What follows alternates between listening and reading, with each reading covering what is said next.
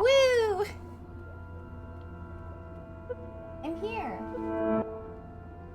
I can't believe I actually made a presentation. I'm so upset. I was like, okay, I'm just gonna go through it real quick before the game, and then I actually made a presentation. Because I was like, this game is too difficult to describe. I need pictures and I need shit. Like, it's so difficult to just talk about. And I'd like forget where I am, and it's like, ugh. So I made a presentation. I'll support tea. I know, this is how low I've fallen. My recaps require a presentation. There's like a lot of slides too. There's like a lot of slides, so get ready. Are y'all ready for the House in Fatamoru recap with Coco? Boop. Oh, Boop. You're right. How did you know?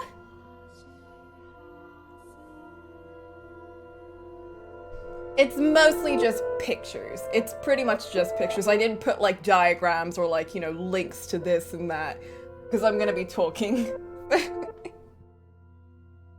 No! But anyway, I'm so excited. I'm so excited. Spent way too much time on this, and here we go. The House in Fatamoru recap with Coco. So, the Gamu starts with this lady over here. We go into this mansion, and we see her, and she's like, hey, I'm the maid of this mansion, and you're my master. Oh, heck, did it not? That's so weird. Oh, shit, because I didn't... No, oops, heck. What the heck? No, it's stuck!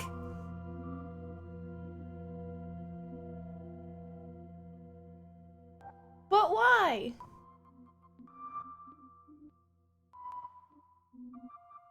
Pat, Christmas is ruined! It's fine, I can just do this. Restart stream, ah! I'll just put a display capture. It's fine, we can fix this.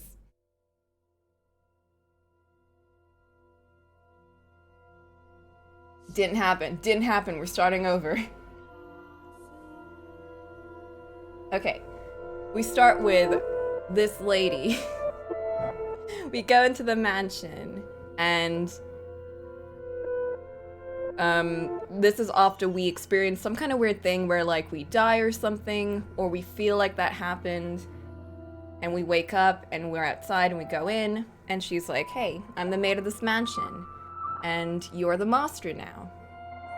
But then we're like, we don't remember anything. So she's like, oh, if you don't remember anything, then Let's go on a journey and figure things out. So she takes us by the hand, and she's like, do not let go of my hand throughout this entire thing. Because the mansion is it's very easy to get lost in, apparently. So we go to the garden first, and there's a door to the garden, and it's like black and all, you know, weird. Like, there's nothing out there, pretty much. But she opens it, and suddenly there's a whole nother world. Like, it's all bright and cheerful and full of life. And what we see there is this. We see two children playing. Well, they're not two children over there, but they were children. And they're like, oh yeah, the one on the left is Mel, and the one on the right is Nellie.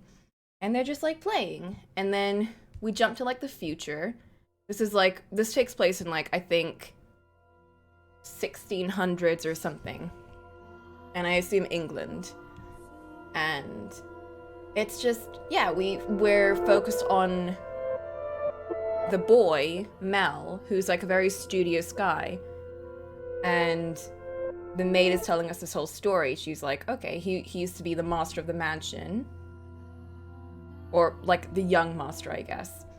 And he was very close with his sister, but he only really cared about studying, and he wanted to like leave and explore the world and study more and whatever. But he was like stuck in the church, because back then that's how they taught stuff, and they were like, you should be a priest. He's like, no. But then,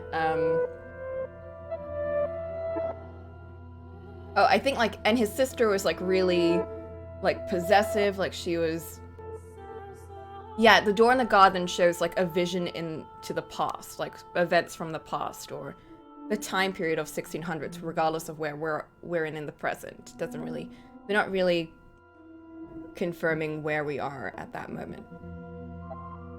So yeah, we're just following this story, these people. Yeah. Oh shit, heck, I'm supposed to change the music, no! I failed already. It's fine, just like, doesn't even matter. I'm the worst. This is the music that plays around this thing. So it's like setting up the mood. This is how you know like who these people are. And it's very like, it's their mansion at that point is full of roses, and it's pretty and it's beautiful and it's elegant, because that time period is very like, it's very about like art and music and elegance and all that shit. So the main two characters, Mel and Nellie, they're like they don't really have a lot of friends. And Nellie's like at the age where she needs to be married off, but she's like, man, I don't want to marry anyone. I just want to like stay with my brother forever, because he's like my prince. And he's like, yeah, that's cool, but I want to go travel the world.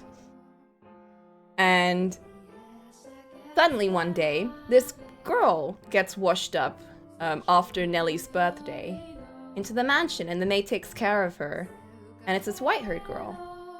And the maid's like, hey, you should stay in the mansion or whatever. And they just kind of invite her in, which is kind of weird, because at the time period, the only people who were really allowed to be maids in a noble family's mansion were other nobles. So it was kind of weird that they just let this random girl, who no one really knows anything about, just join the mansion. But Mel sees her, and he's like, ooh woo, she real pretty, I like her. And then he's like, ooh woo, I should try and talk to her. But he fails every attempt, and she's like, oh, you're kind of weird. And he's like, no, please. And then, seeing this, Nellie is like, hey, you shouldn't talk to my bro because he hates ladies. And he hates you especially. And she's like, what? But why me? And she's like, I don't know. But Mel persists. And finally, eventually, he's like, hey, I like you. And she's like, oh, fine. But I was sent here by myself to kill you because your dad or your family killed my dad because they cast him away because he was a painter for some kind of dumb reason. And because of ever since that day, he got no work because the nobles like shunned him. And she's like, I had to deal with a lot of crap because of that. He's like, oh no, I'm so sorry. But then they end up datoing anyway. Because he's like, it's fine, I'll like figure something out. Like, we don't have to go with this grudge or whatever. And she's like, cool. So they date. And Nellie's not having that, but she's also dealing with a lot of shit on her own. Whereas she's being forced to dato this really jerko face dude. And he sucks. But on her dato with him, she sees Melon, white-haired girl, do the big dato, and she's like, this is too much. I have to dato this sucko dude, and I see you two datoing this suckos. So she goes big cranko. I think Mel slaps her, and then she's like, how could you? And she runs home and does a big cry, and she's like, you're not really my prince anymore. And she goes to this painting, which she like really liked, which was both of them just like being all friendos together, and she's like, meh, it sucks, and she rips it apart. But then behind the painting there's like wordos by the painter, and it's like essentially telling us that the girl in that painting isn't Nellie, it's the painter's daughter. But also the painter's daughter is also the daughter of the lady of the mansion. And it was a big twister, which means white-haired girl is also their sibling. And devastation rings, but Nellie is also very excited because she's like, wait a minute. I can ruin this relationship now. The first story is essentially all about that. Yeah. It's very much like this whole forbidden stuff and how no one is communicating, so everything just like builds up. So Nellie, this is where it gets kind of crazy, so brace yourself. Nellie finds white-haired girl, chops off her hair, wears her hair, casts white-haired girl out into the cold or something, goes to Mel, pretends to be white-haired girl at night, and Mel is just like, what the shit's going on? And then he like figures out that it's Nellie, and he's like, you're crazy. And she's like, crazy in love. And he's like, no. And he runs out of the mansion, leaving Nellie behind, and she's just like going crazy with herself. She's just like broken at this point. He goes to the church to see the priest to like get some kind of, to know what's going on or get some kind of solace, and he bumps into this homeless person who, for the past thing, he's just been kind of like helping every now and then. And then he's just like, get out of my face, homeless person. They're like 17. I think Nellie's like 14. Which at the time is like prime marriage age, as you know. Yeah, no, it was Nellie's 14th birthday. Which is why they were like, you should marry this person now. No, that was a pic of them as adults, I think. Like, this is a pic of... These are them as adults. Well, not adults, because she's like 14. I think white-haired girl's like 18 or something. And the maid is just in the background, like, hey, I'm here too. Mel is like probably around 18 too, because he's like, I'm at that age now where I can like finally leave and do my own thing. And that's why the priest is like, hey, you should become a priest now. So it's like, you know. A piku of what?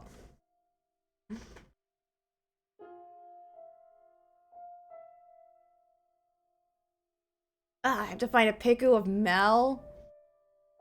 It was so difficult finding. That is adult Mel. That was.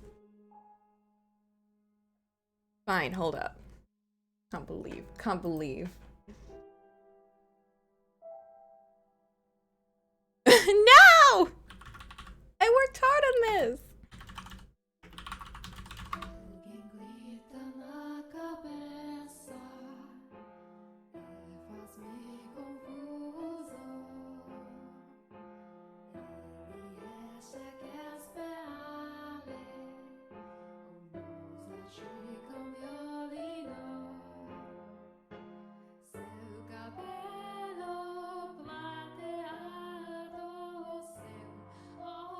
There. This is Mel.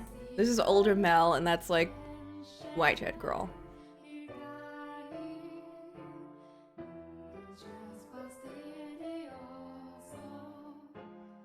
Happy? God damn. Okay, so he goes out there, he's like, you trash homeless person, get out of my face, and then he looks and it's like white-haired girl with her hair just all shaved off and gross. And she's like, how could? And she just like runs off and he's like, no, wait. And then he's just like desolate on the floor, just like everything sucks. And the maid comes up and she's like, you doing okay? No? Okay, bye. And then that's how it ends. That's how the first chapter ends. And then he wasn't paying attention. It was like nighttime and it was raining and she was like on the floor. And he was just like, get out of my face, because she was in the same area that he was. So it was pretty much just, there's no like good thing going on there. But then we come back to the present day. We step out of that door. And we're like, well, that's unfortunate. The maid's like, there's nothing I could really do. It was all happening around me. I tried my best, but I mean, you know, it is what it is. And she's just like, did you feel bad for them? I sure did. Anyway, yeah, I was just like, oh god, this sucks. That was a moment that really escalated, because the entire beginning was pretty relaxed. Then just towards the end, it just went crazy. But speaking of crazy, our next mansion it takes place like a century after, I think. Yeah, she was there was a lot of messed up going on. No, Cocolamoco, don't! We jump into the future, and we go back into the past again. And we go into, like, the cellar, right?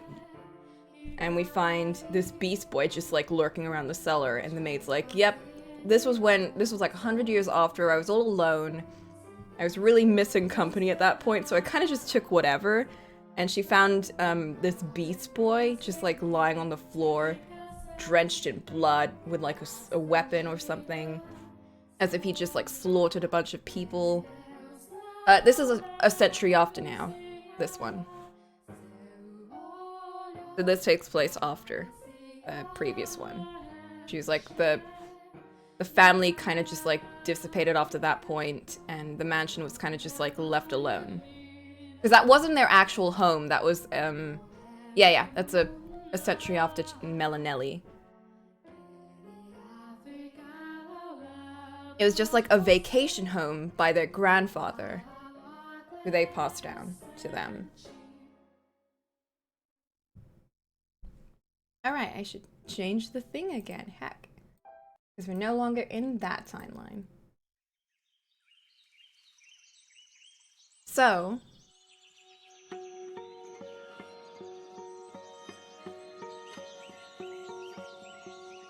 in this one, the maid is just kind of like taking this person. She's like, I really need some kind of master over here. It's real lonely. No one ever comes in. I can't really do anything. So she's like, I'm gonna like make you my master.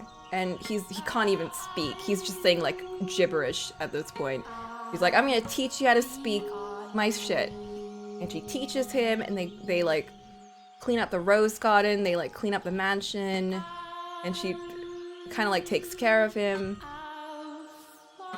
And they were living a very peaceful life for a little bit.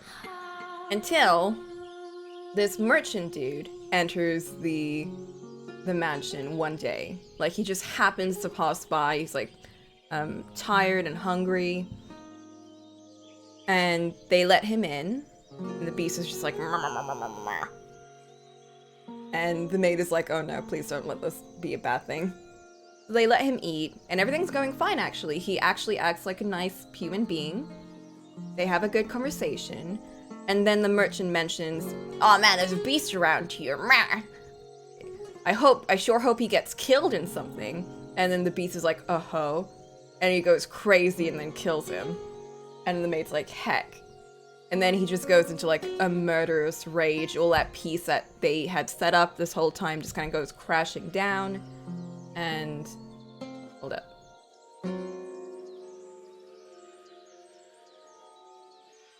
Yeah, he just goes back and starts killing people again.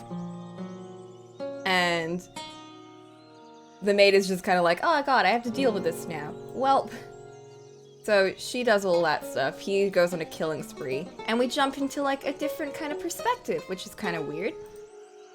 Because this perspective does not take place in the mansion at all. It takes place in like a completely different location.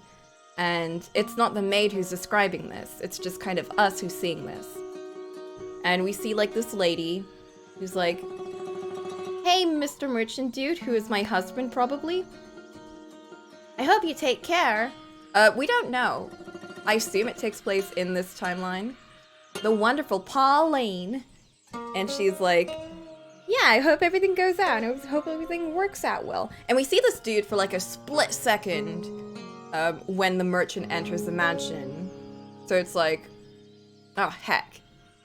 This took place right after the merchant got killed. And now we're seeing like this lady who's like, I love him so much. She's not, because Amelia's like, ah howdy. And this girl's like, more, listen, shut up, okay? We're doing a presentation. So she's like, hey, I'm gonna make sure everything's great. We're gonna have like great ham sandwiches. It's gonna be the best. So now we're like, oh shit, she's gonna find out that he's dead. And then she does, right before this happens. Or she finds out, yeah, she finds out that her beloved is dead. And we're like, shit, she's gonna come back and she's gonna get killed by the beast. It's gonna be shade. However, during this whole murderous spree, so the beast has been inviting a bunch of people. The people have just been like coming to the mansion at this point.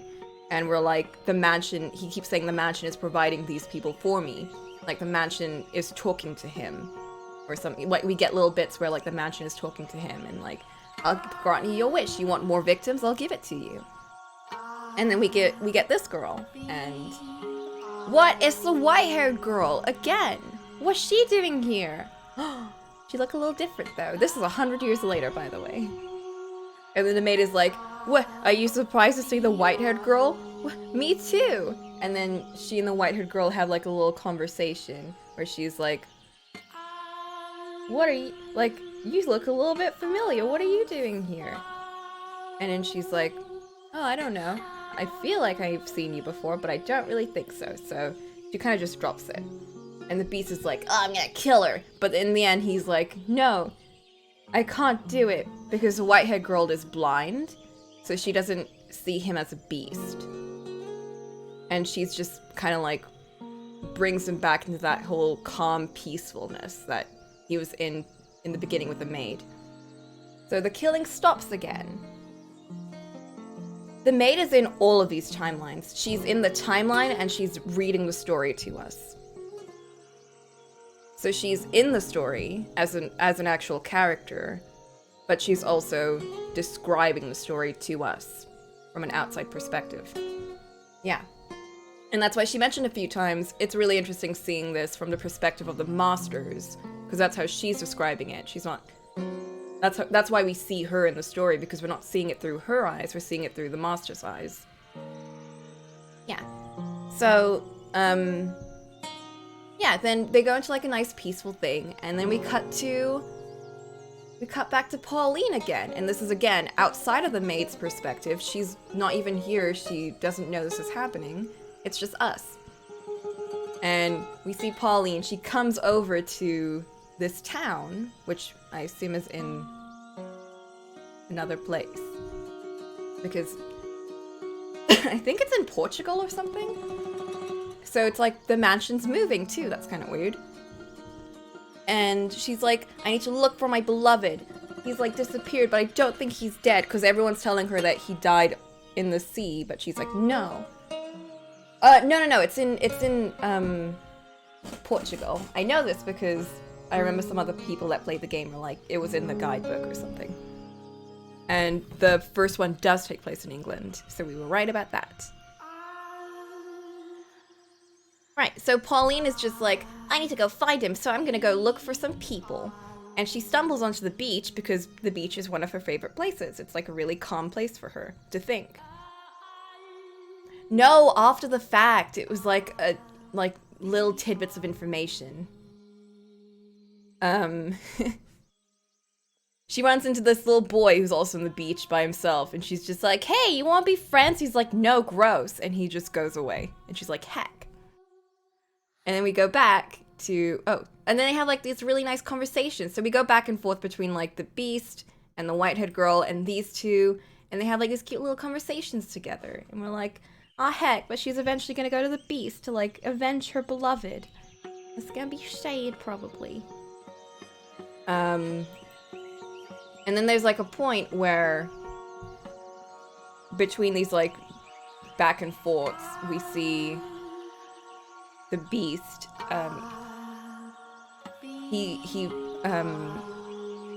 another beast enters the mansion, and he's like, I need to protect Whitehead Girl.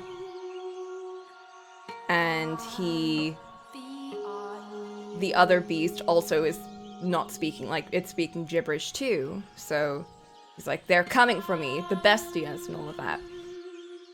And he, like, destroys it to defend Whitehead Girl.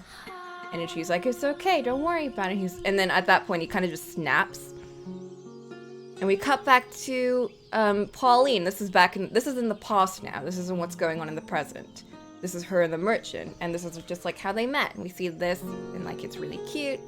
And she's just like, yeah, it's gonna be sad if you keep traveling around the place, but I'm sure it's gonna be fine. And we're like, no, it's not. But we go back into the present of the past with Pauline and Javi, this kid. And she's finally like, Javi, you know about this whole thing. You know about the beast. And Javi's like, yeah, I do know, but I'm not going to tell you because then you're going to get into danger because Javi's parents were killed by the beast. Like, it was like a short while ago. The beast went onto like a rampage, and that's when it first appeared, and it killed a bunch of people. And we kind of see that in the beast's perspective as he just washed up. His memories were just like all gone. Everything was like gone. He was like starting afresh. And he was like thirsty and no one was giving him anything. They were just calling him a beast. And he was like, well, screw y'all. And then he killed them. And that's what happened to Javi's parents. And then he's like, fine, if you really want to go there, then I'll take you. But, and this was really sweet. And they were like, but I want to go back with you if you know you don't find him. Or if you do, or whatever. And she's like, yeah, of course. And she's like pretty much just adopting him at this point. It was real sweet. But he was like, if you don't find him, then you... Because she's not even trying to find him. She's just trying to confirm if he's alive or dead at this point. Because she needs that kind of closure. Like, if you don't find him, then just presume he's dead, move on with your life, and just, like, live a good life. She's like, fine. So she goes to the mansion with Javi, and we kind of, like, put together what's going on, and you'll see now, too. Where she, like, goes to the mansion, and Javi's like, you're not allowed to go inside, you're just allowed to look from the outside, and she sees someone. She's like, oh, it's him! And she runs in and knocks on the door, and Javi's like, wait, no, don't! And then the door just, like, bursts open. Somehow it wasn't locked. And she sees the merchant. And we're like, oh shit. It was the merchant. And she's like, hey, it's me, it's Pauline. And he's like, who are you? Because he doesn't recognize her, he just sees the beast. And he runs away in the mansion, and she follows him. And he still just sees the beast, because we've seen the scene before already, but in his perspective.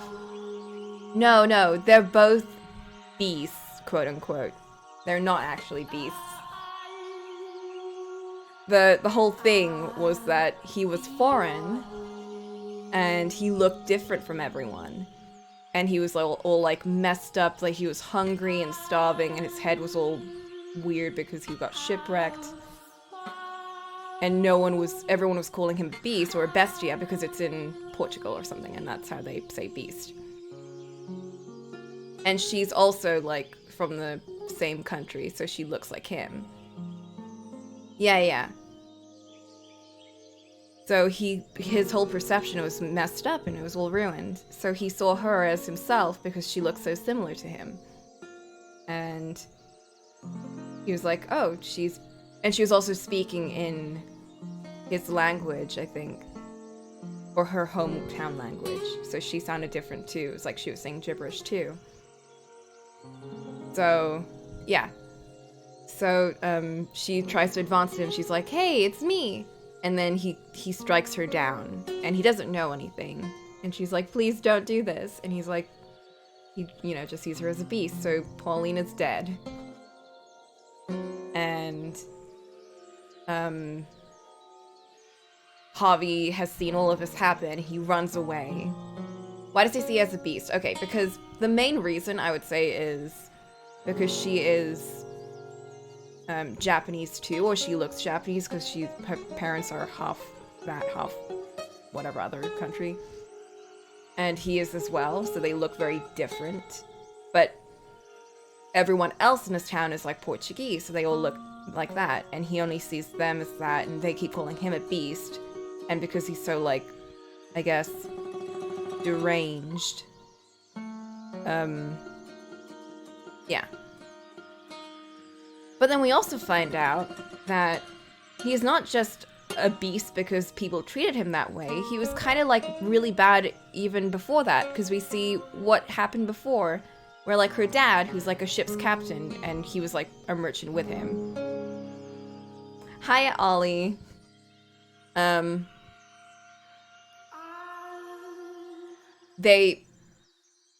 Someone was smuggling something, I think it was him actually, but he blamed it on someone else, and he kind of like tortured him for fun.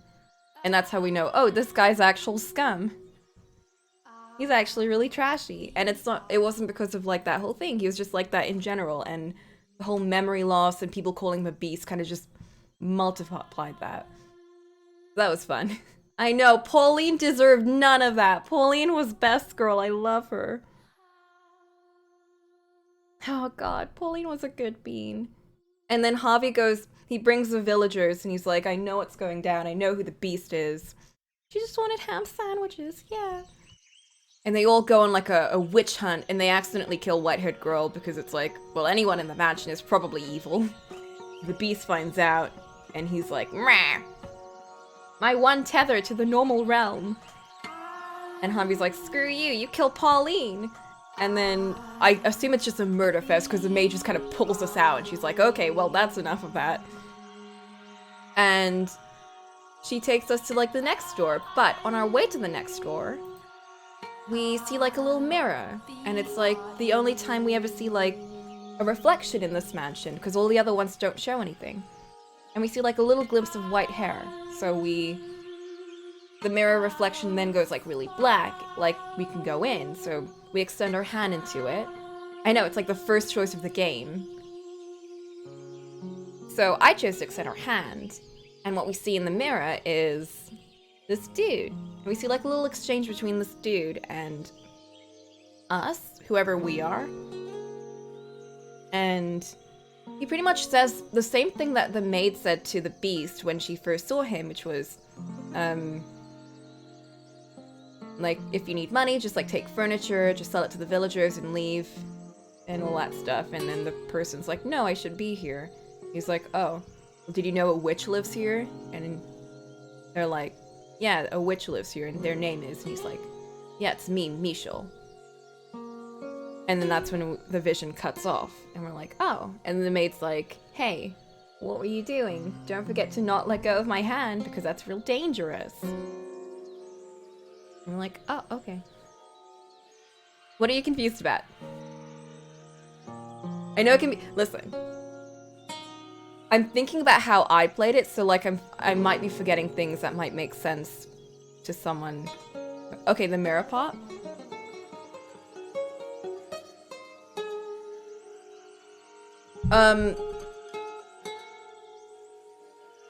that interaction is between this man and someone else who we are in the perspective of. So someone else who we're like looking through the eyes of, but we don't know who that person is.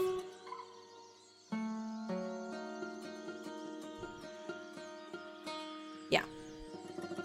So yeah, then we jump out of that, and it was very confusing. It didn't make much sense at all. It just kind of came out of nowhere. And then we jump back out of that, and then we follow the maid again, and she's like, hey, don't let go of my hand, but also let's go to the next room. And she takes us to the den. And this is when we jump another time period into the future. And now we're in the 1800s, 1869 to be precise. Well,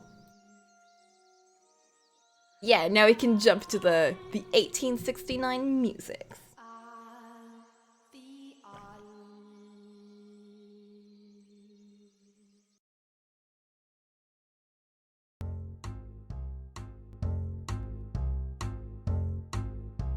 Okay, the mirror one? Sure.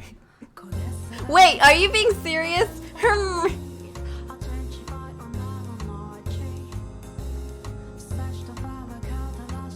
Okay, because you put the smiley face, so I don't know. The mirror interaction is between this dude and whoever we are. Well, it's fine, the music... Listen, it's fine. This is a between the thing, so it's okay. It's pretty much just like this person entering the mansion and being like, hey, I need to be in here. And this dude being like, do you? Who are you? And they're like, I don't know, I just need to be here. And he's like, did you know I'm a witch and this mansion's cursed? And it just cuts off. Like it's just like a segment of a conversation that we're just seeing. Yeah. Yeah. So then we jump into the future, into the era of noir detectives and steam trains and electricity and a bunch of technology shit. And we have this beautiful duo, and who is it again? It's the white-haired girl. Michel was the one who entered the house. Michel's the dude with the white hair. He was in the mansion the whole time. Or he was like in the mansion. We, whoever we were, saw him. I think we were given a name. But yeah. So then we see these two, and this is Jacopo and Whitehead Girl. Again, they don't give her a name. They just call her Whitehead Girl the whole time. And they're already married. So we jump into this, and they're already married. And they have a really terrible relationship. This is in 1800s. And she died. She very clearly and brutally died in the last door. Yes. But it's the same girl. Just a slightly different age, I guess. Don't worry about it. So, as you can see, T, I don't recall asking you for that. When were you asked to make it? He's really mean. And he just kind of shoos her out, and we find out that, oh, the maids bully her too because she's not respected by the master, so, like, they don't respect her either. And she has no friends in the mansion, except for this one girl, Maria. Maria is great. She like, takes care of her. And she's like, screw y'all other maids. I'm the best. Y'all suck. Leave this lady alone. And she's like, why do you even like this dude in the first place? Why don't you just like leave or something? And Whitehead Girl is like, no, there was a time when he was once good. And we get a flashback into their relationship in the beginning and what he was like before. Like when they just got married. And he was kind of trashy back then too. He wasn't terrible, but he was like pretty trashy as a person in general. But it was like they had like a little bit of a bounce off of like just, you know, banter every now and then. And this was when he like bought her a thing, like some kind of like spinny wheel thing, and she's like, whoa, I was a Fennekiss the Scout. Right, I finally know how to say that. Yeah, because she was like, I was a noble, and I never really got anything really interesting because I have like pale skin, so I can't really go outside because it really hurts. So he was like, well, I have a thing for you. But he's like, it's not for you though. I mean, like, you can take it if you want, but like, whatever. And the guy in the store was just like, yeah, just take it. It's cool. It's like, whoa. So they go home and he talks about like, the guy likes white meat. And she's like, what do you actually want to do in life? And he's like, I want to own the world. And she's like, why? And he's like, because like the island that I'm from is really bad, so I want money and power to make it better. And I'm like, okay. She's like, I want to support you in your dream to rule the world. I'm like, oh, that's cute. Then we jump back into the future, and then he's all mean again. But then we have like Maria, and she's just like, hey, I'll talk to him. And we see like a little conversation between Maria and Jacopo. And they're really friendly. Like it's like they have like a really good history with each other. And we're like, are they having an affair or something? And we're like, because they're getting along way too well. And Maria's not really telling him, like she tries to at least a couple of times, but she doesn't really say anything about, hey, you should really stop being mean to white-haired girl. And then a bunch of stuff happens where like he destroys her flower garden for some really dumb reason. And she's like, how could you? And then she's like devastated. She goes back to her room crying. And Maria's like, hey, I'll give you some perfume and we can go dancing in the ballroom and it's gonna be great. And white-haired girl's like, but there's no music. And she's like, it's fine, we'll just pretend. And they go dancing. And then Jacopo comes home and he's like, wait a minute, do I hear fun? And he comes in and he's like, you were going to have an affair, weren't you? And white-haired girl's like, no, we were just dancing. The maid is here in this timeline. She's just not there. She's not like present a lot. We see her like talk to Jacopo once in a while, but she doesn't really say anything to white-haired girl. Or what do you mean spoilers?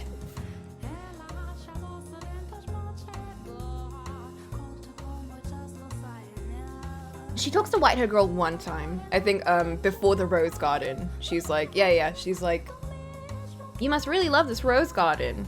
And white-haired girl is like, yeah, I do, it's really nice, it's the one place I really care about. And then it gets destroyed and she's like, ah! So at this point, he's like, you're having an affair, you don't respect me, blah, blah, blah. And then he like locks her up in a shed with no contact with other people. So she can never get out of there. And I'm like, I don't know. I don't know what the plan was there, but it was just doing that. And none of the maids talk to her.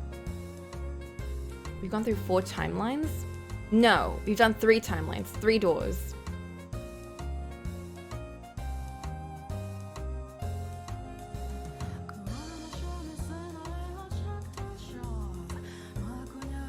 Yeah, one was Mel and Nelly.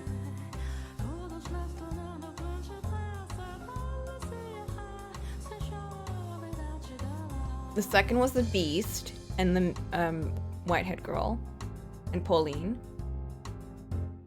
Well, no, I wouldn't say Mel and Nelly as kids was one timeline because it was still the same door. It was just kind of like skipped ahead into the future a little bit. Yeah, I would just count that as the same door. Because we only saw them as kids for like 2 minutes, really. Just like, hey, we're friends and we love each other, ah. And then how it changed in the future. Anyway,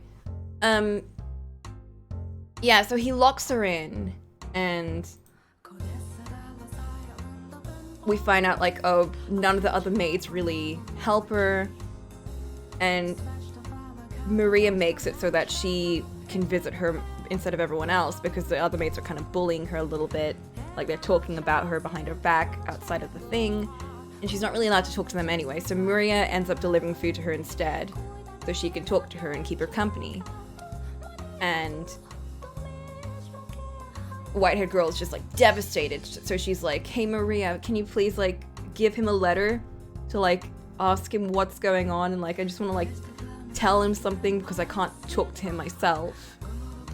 And she's like, sure, yeah, whatever. So she goes to him, and we find out the whole deal between Maria and Jacopo. And we find out that Maria and Jacopo were childhood friends. They grew up on the same island that he wants to fix, and that he was part of like this big mafia family, and she's also part of her own, but they were like rival families. And they were just really good friends. Like, it was completely platonic. They're just really good friends, or childhood friends. But at one point, I think, something about family trouble, so she had to move away. Or he had to move away, I think. Yeah, she had to move away. And they were like, we're always gonna be friends in the future, right? And he gives her some gun bullets to show that they're really friends. And she's like, yeah. And then we cut back here, and then we're like, and she's like, yeah, but I'm still like your big ally. And then we find out, wait a minute, she gives a letter to him, but then he's like, oh, what's written on here? Why is this love letter written to another dude? And she's like, yeah, she was having an affair. Maria did the big betray. And we find out that this whole time, Maria has been like whispering a bunch of like fake stuff to Jacopo and a bunch of fake stuff to white-haired girl. Which is why pretty much they've both been like, he doesn't trust me. And he's just like, she's having so many affairs with everyone. So, why is she doing that? We don't know yet. And we just kind of see her have this big villain monologue in the background. And we're like, well, shit. And then it just like devolves into white-haired girl writing letters. Yeah, it's like, compared to that timeline, every other one is just so much more, ooh. We just see white-haired girl like writing so many letters, and she's just like, why won't he respond and just like say something? And he's just reading them, but they're all like altered letters written to other men that Maria has like changed. And it's just like they don't talk to each other, so nothing ever gets settled. And then finally, yeah, Maria's awful. And then finally, he decides, okay, I'm sick of this. I'm going to go talk to her. I'm gonna go talk to her and ask her what's up. And I'm gonna set a deadline when this whole train situation, because he's building like a big steam train around the continent. He's like, when that steam train is finished, I'm gonna go talk to her. I'm gonna ask her to like watch it with me, but like, yeah. And he decides to do that. But when he gets there, she's gone. White-haired girl has left. The door's open, and she's gone. And it's because it got too much for her. And she came up with a thing where it's like, I'll give it until the train thing is done. But Maria didn't tell her that the train thing was delayed by like 2 days or something. So she missed him by 2 days, and she left, and he never found her. And then he's like, wait a minute, but Maria was supposed to tell her about that. Because he finds a letter where she's like, I can't deal with this anymore. My mind's going crazy. I've been locked here for so long. I don't understand what's happening. And she leaves. He's like, but Maria. And then he figures out, oh, Maria was pulling all this shit down. So he goes and finds her. And we see Maria, the devious girl, just like sitting on a chair being like, haha, I've tricked you. And he's like, but why? We were friends. And she's like, we weren't friends anymore because your family screwed over mine. Your family killed my dad and like ruined my whole thing. And I had to become a maid for you. Like, how low do you think I could go for that? And then she pulls out a gun and shoots him. And he's like, oh, you'd never be a good mafia boss because you need to learn to shoot between the eyes. And he shoots her. And he's like injured at this point. And then the maid finds him and she's just like, how could this happen? And he's like, I don't know. This is terrible. And she pretty much goes on to say, and he lived a life of solitude with only money. And he never found the white-haired girl. The end. So we jump back into the present with the maid and like the mansion being all empty. That was that timeline. Done and dusted now. And I think the maid disappears for a second at this point. And we're like, wait a minute, but she's not supposed to let go of our hand. But she's gone. And we kind of just like wander the mansion. The maid now! And we find this painting. And the painting's just like, hey, what's up? And we're like, oh, what's up, painting? And the painting's like, hey, how are you liking those stories? And we're like, we don't like them very much. And then the painting's like, well, maybe you like them. Maybe you're not as sad about them because they're not really about you. And we're like, oh, I guess you're right. And the painting's like, hey, I have a key inside me. Put your hand in there. And we're like, what? So we put our hand in, get the key out. And the painting's like, I don't know, maybe you should like go find a thing or something for that. Because someone threw this key in me. And I'm like, I think it's important. So we're like, okay.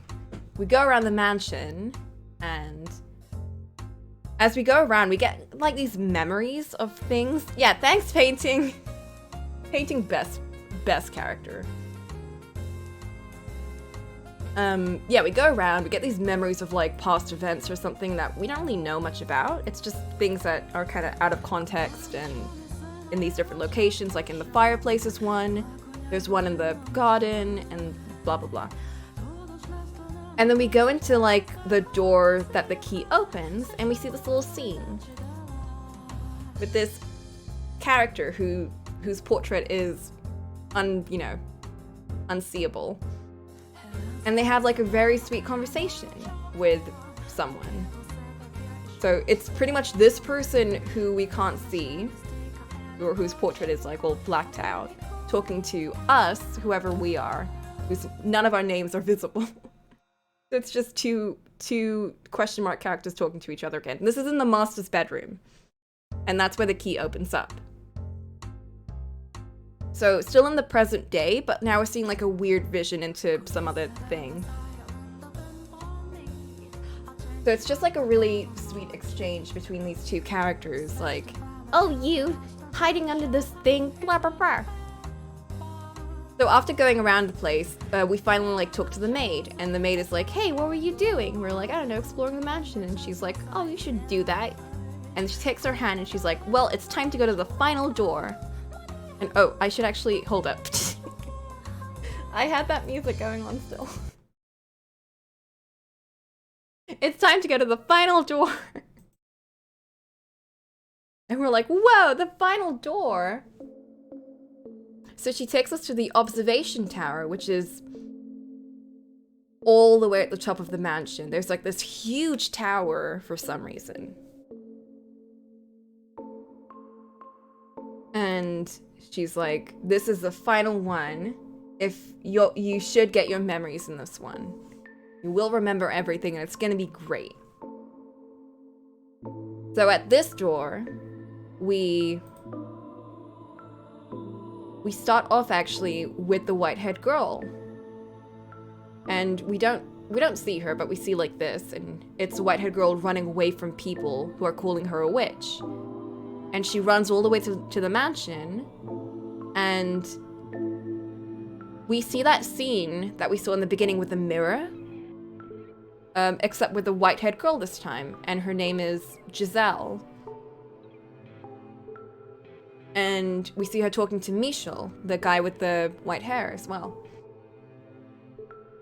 And yeah, they have like a similar conversation. It's a little bit different, I think, but yeah. And she's like, I need to stay here. I'm being chased for being a witch. And he's like, oh. but what have you done wrong to be a witch? And she's like, nothing. It's just I look like I have white hair and red eyes. Yeah, and he doesn't warn her about the witch. He's like, there is a witch in this mansion. He's like, but I'm a witch. Or at least people think I am. So we're like, oh shit. And he's like, well, you shouldn't be around me. Misfortune will fall upon you. And she's like, I mean, if I go out, I'm dead, so it's better for me to just be here. Anywhere I go is gonna be pretty much bad. So he's like, fine, stay over here, but don't ever go near me. And she's like, okay, cool. And then we see them, like, just, like, hang out a little bit. And then, like, over time, it's like, they slowly, like, become friendos. And he's like, okay, but don't get near me, because everyone who comes near me dies horrifically. And we find out that everyone he touches gets afflicted with this curse, and, like, it drains away their life. And he shows us by going to the garden and touching some insects, and they die immediately, and like flowers and everything. And we're like, oh shit, this is like the first time that we've seen like straight up magic in this game, by the way. Aside from all the time travel. So she's like, but I still want to be your friend. And he's like, fine, I guess. And then they become more ooh-woo, closer. And then she's like, ooh woo, I love you. And he's like, oh, ooh woo.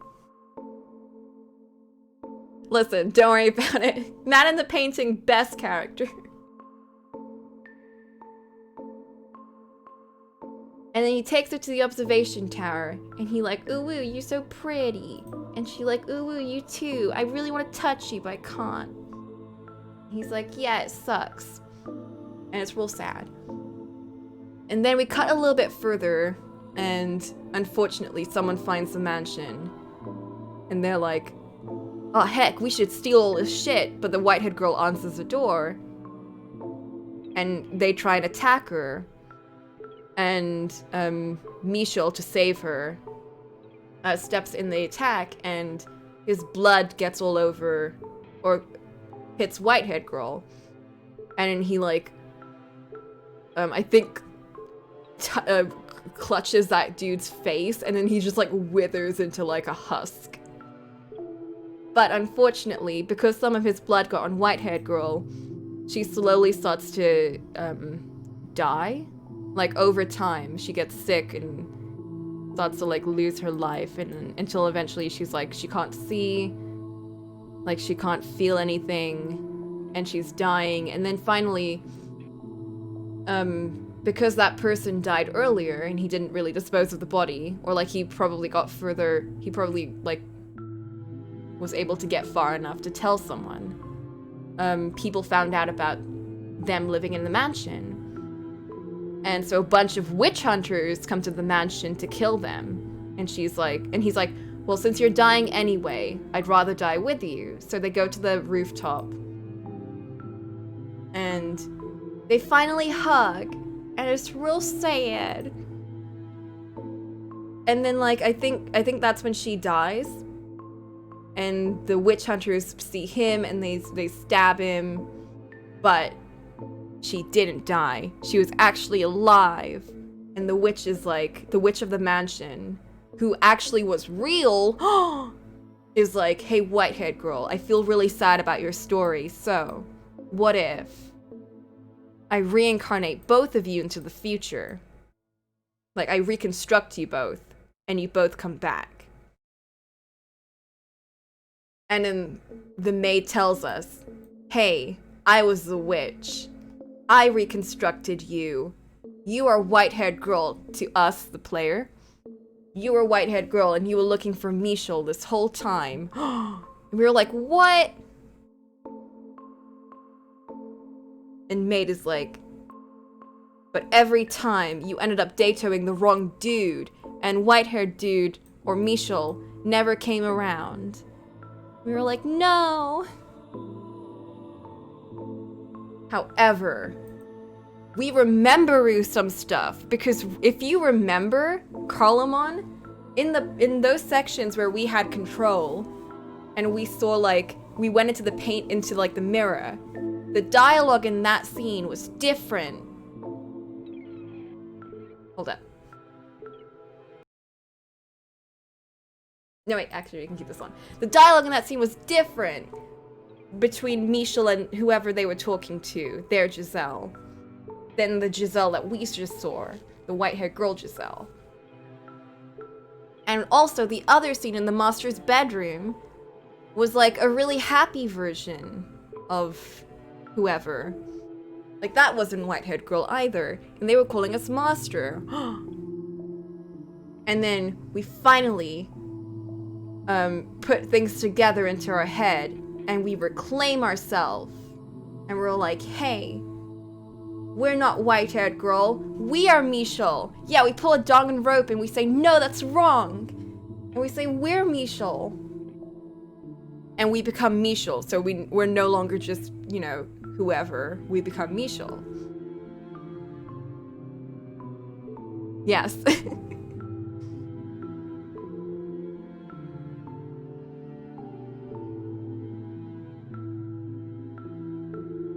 I guess I can change this now too.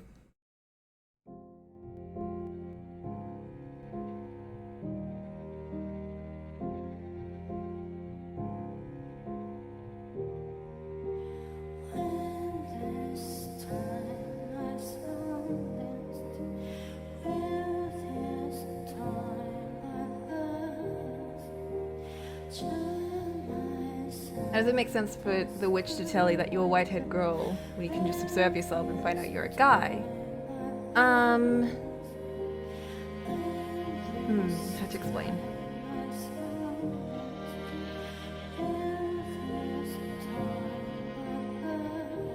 Because we're looking through a fake memory.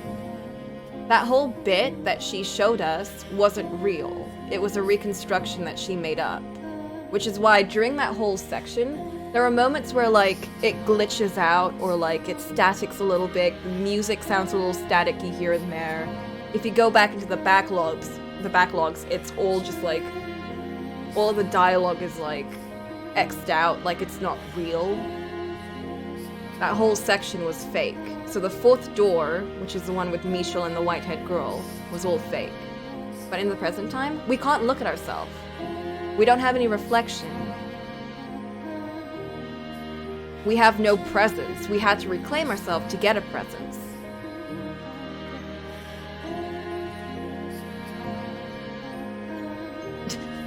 Oh, Cocolamoco, we shall find out here. So, yeah, we're like a shadowy cloud. It's the same thing as like Bestia. How they view themselves is how we see it. And how we viewed ourselves is that we didn't have any form. So we were just whoever. We were whoever that she told us we were.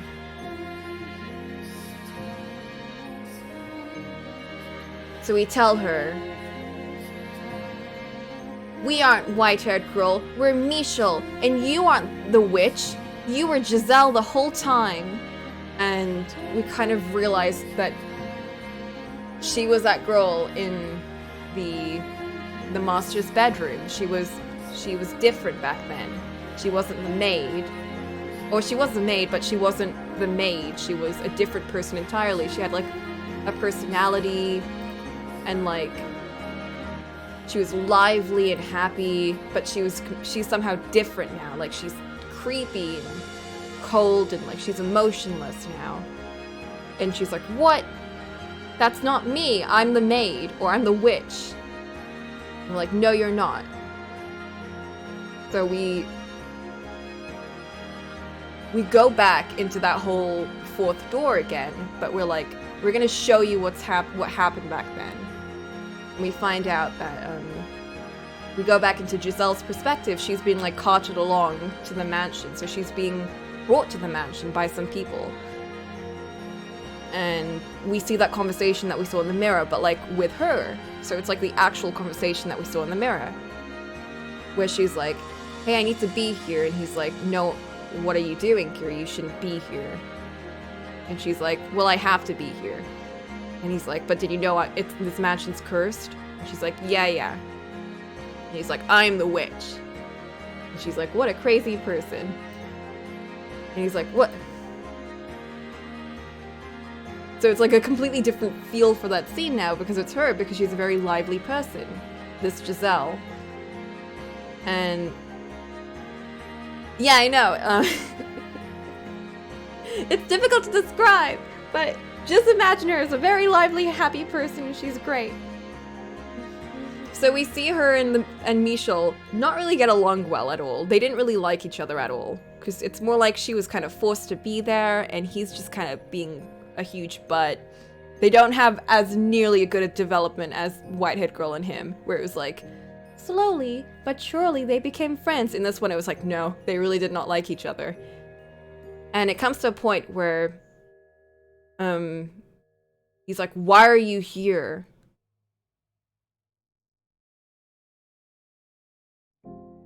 Like, because his family made her come here or something, where, like, he knows that she needs to be here, but he can't really say anything. No, there was no mob. In the beginning, this one was, she was just carted off here by some people. And she went here willingly, like, she wasn't being chased. She just kind of walked up here. Like, she was meant to be here, like, she was, like, on her way here.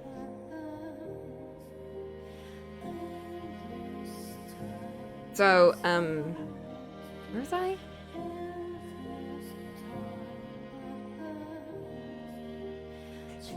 Don't worry about it too much. Just know that this Giselle, the maid Giselle, was like, on her way over here, not chased by a witch. It's a completely different story, but it's like following the same kind of thing. And they just like have this very like, not talking to each other relationship, where she's like his maid, but he doesn't really want her to do anything, so she just kind of like makes food, goes about her life, cleans up a little bit, and he kind of just ignores her. Until a couple of points where she's like, hey, what are you doing? Like, why are you here all by yourself? Like, and he's just like, why are you here? Like, what's your reason for being here? And she's like, I can't tell you that. That didn't happen. The white-haired girl was never at the mansion. That was the whole thing. Heck, I should have put that slide there. Shoot. The white-haired girl wasn't there. That was all fake.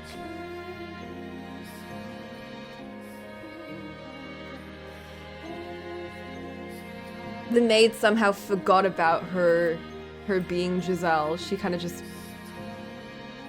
Maybe. Who knows? I guess we'll find out, Cocolamoco.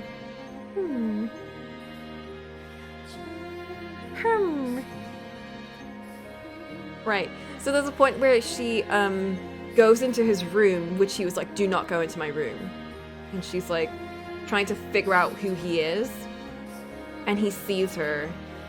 No, and she finds like a painting of a white-haired girl. And she's like, who? This is a really pretty painting. Who is this?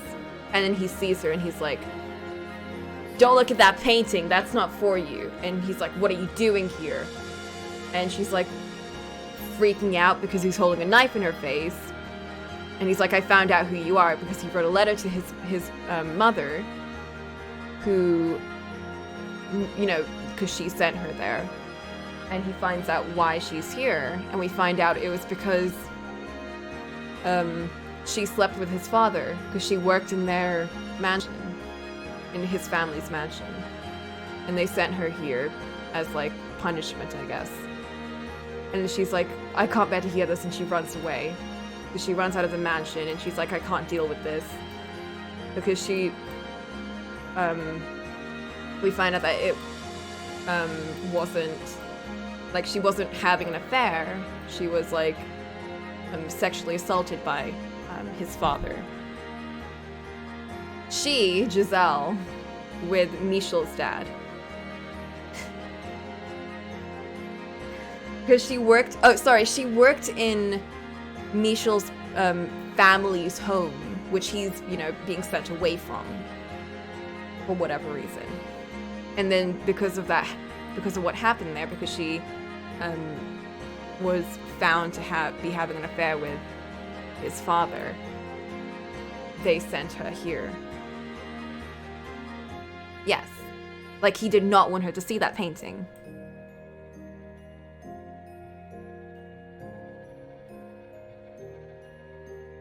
I don't know, Carlamon. I guess we'll find out, Thinkus. Sorry, a lot of this thing is very much like, you don't really find out until it, like, develops very slowly. It's very, like, deceptive, and you don't really know a lot that's going on until later on, but then it kind of makes sense. So she's just running out into the woods. She's just all by herself, and it's raining, and she's just, like, tired of everything that's happened. Like, she can't deal with being in the mansion anymore. You can't deal with Michel anymore. So she's just, like, kind of collapses. And she wakes up in the house of, like, some village dude. And he's like, oh, heck, oh, what were you doing out there? And then she's like, And he's like, okay, you don't have to tell me. And he's like, you can stay here, you know, in this village. Like, we're a very small village, but we all take care of each other. And she's like, oh. And she, like, accepts, because it's like there's nothing else she can really do. She's like, the only reason she was in the mansion, it was to take care of her family, because they could at least pay for them. But at that point, she couldn't, you know, deal with that anymore. So she was like, I'm so sorry, but I guess I'll just stay here. So she stays with the village, and she becomes friends with everyone. She hangs out with everyone, and she's like, sometimes I think about the mansion, but I'm like, it's nice over here. It's, like, peaceful. But then eventually, because that town was outside of the noble view, it was a very, like, secluded town. They never had to deal with, like, taxes or anything, or the Lord's rule or anything. They just, like, kind of survived with themselves and did, like, bartering and all that shit. But then a lord finally came into power and found out about the village and started putting, like, taxes and forcing them to make, like, you know, products and all that stuff for them. And the town grew more and more, like, I guess, rude to each other? You know, like, what would happen. It's a very old time. So this takes place in, like, the 1100s, earlier than that even. It was very old. Like, that was how it was ruled, where it's like, if a lord comes into rule, you have to do everything for them. So, because she was, like, essentially a new person in the town, they kind of blamed everything bad that happened on her. Until eventually, they kind of just used her as a huge scapegoat to bring everyone together by framing her for thieving or whatever. And to get out of what they were trying to do, she was like, there's plenty of, like, rich stuff in the mansion. I can take you there. But she didn't want to, but she was like, there's nothing else I can do here. So she leads them to the mansion, and they're like, but there's a witch over there. And she's like, oh, I don't know about witch, but okay. And when she takes them there, Michel, like, storms out because he's like, what are these people doing? And he kind of just, like, blinds them with how, I guess, otherworldly he looks, because at that time, white hair like that and red eyes just means you're a demon. So they were like, oh shit, you're crazy. And also maybe supernatural. So he's like, get out of here, I'm gonna curse you. And they're like, oh shit, okay, take this person. You can use her for, like, a ritual or whatever. And they run away. And he's like, what the hell were you doing? And she's like, I had no choice, I had to. Otherwise they were gonna, like, kill me or something. And he's like, meh, just get out of here. And she's like, you think I want to be here? Like, I had to deal with so much shit. No one believes me ever. And he's like, what? And she just kind of breaks down and finally, like, just confesses everything that happened. She's like, I got raped by your dad. It was awful, and you didn't believe me, and no one's gonna believe me. No one ever believed me back then. And I've been trying to, like, just keep myself together this whole time, and nothing's going right. And he's like, like, he's just kind of, like, doesn't know what to do. So he's like, do you want to just, like, come inside and we can, like, talk this out calmly? And she just kind of starts crying. So we go back in. And she explains everything calmly, and they have like a conversation about it. And she finally like explains what happened at his parents' house and why she was sent here, because she was sent as like punishment for that, even though because like no one believed that she was raped. They kind of just thought that she was seducing the master. So he was like, wow, that really sucks. I didn't really assume my dad was going to be like that, but... And... I think he's like, yeah, you can... Why don't you just, like, stay here, then? And she's like, really? And then they just kind of start living together, really peacefully, and then he's, like, much nicer. And they have kind of, like, a very good friendship at that point. And it's like they're like reading books together, and it is sweet, and it is cute, and they're adorable. It's a very, like, the whole point was that the previous story with the, like, the fourth door, with the white-haired girl and Michel, was too fairy tale. While all the other stories were really, you know, bitter and gross, and there's, like, bad stuff that happened. Whereas with that one, it was more just like, you know, a cute tragedy kind of thing. Whereas this one is more just sad and, you know, like realistic, I guess, in a way. Also, yeah, Giselle loves big buff men with lots of muscles, and Michel's like, oh, heck. But yeah, they read together, and they just like have a good time. But then, over time, Michel's just like, ooh woo. I think I like her. And Giselle's just like, ooh woo. I think I like Michel. So he's just like, he like does the big confessus, but then he take it back. And she does a big confessus, but then she take it back. Because she's still kind of iffy about touching people after what happened to her. And then Michel's got like this voice in his head that's just like, you know what happened last time. Like, you can't be in a relationship again. And he's like, yeah, you're right. But then he finally like goes against it, and he's like, no, I like Giselle. I'm gonna tell her that. And I'm gonna like start a relationship so I don't regret you. And they do. And they form a good relationship. They have like, but like they can't really do anything together because she's still very, I guess, anxious about like sexual intercourse and all that. So he's like, okay, we'll just take it slow. And at one point they find out, oh, Michel's father's dead. Like they get a letter from his family that his father's dead. So he's like, oh, we can finally go back home, I guess. And I can become, like, I can take over that household. And like, you know, we can live together there.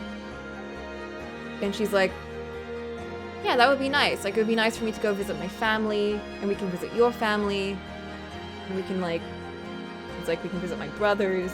It would be great. Or, well, he's really anxious about it, but he's like, well, if you're cool with that, then we should do that. So they do that. He sends a letter to his brothers and to his mother, and just when, like, it takes a while before they're finally like, okay, let's leave. And when they're about to do that, a bunch of people are outside of his mansion, like, to, like, kind of like a witch hunt, but not with villagers, with armed men, like soldiers. Like church soldiers, kind of.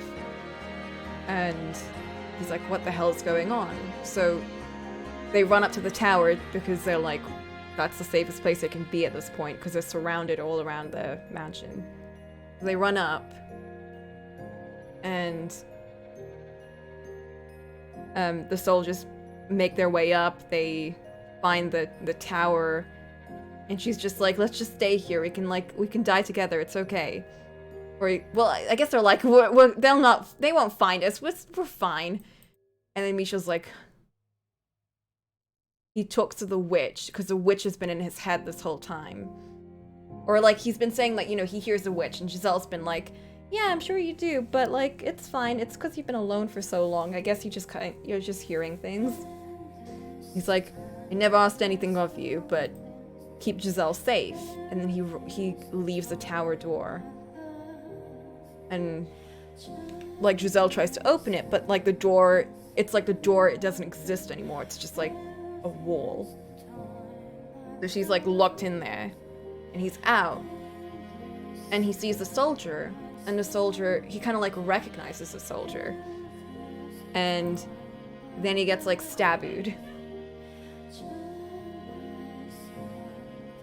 And Giselle finds out after. And she's like, what the hell? Now he's dead.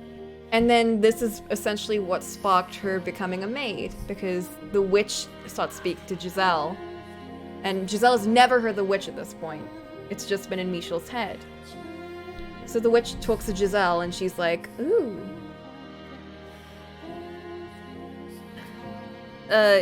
Michel told me to keep you safe over here. But do you want to see him again? And she's like, what do you mean? Can you bring him back? And she's like, no, but I can reconstruct him in the future. However, I'm not going to reconstruct you because I don't care about you. And Giselle's like, oh, what does that mean? But if you can reconstruct him and I'm not there. And then Giselle and the witch is like, no, I can reconstruct him and I'll just keep you around here until he comes back. So essentially keeping her alive until Michel comes back. And Giselle's like, what does that mean? And Morgana's just like, Morgana's a witch. She's just like, you'll find out, I guess. So at that point, Giselle like stops living, I guess. She becomes like kind of, I don't know, not alive? Like alive, but you know, not living. And like a lot of time passes. Like I think around 200 years, 300 years, her body was being preserved, yeah, essentially. Like she was still around the mansion. Like she was still doing stuff, but her body wasn't like alive, yeah.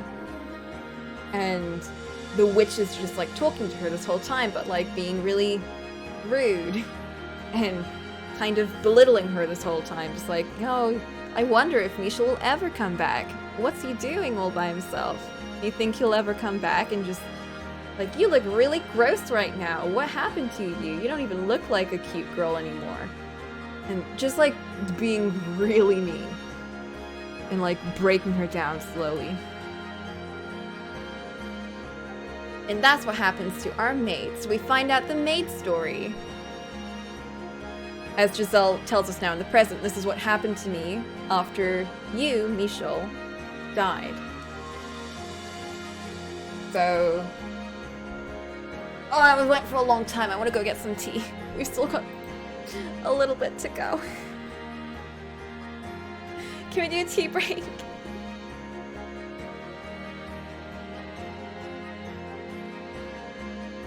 Tea break? Good. This is by far the longest recap I've ever done. But listen, this game is worth it, okay? I really love this game, okay? I hope any of this is making sense.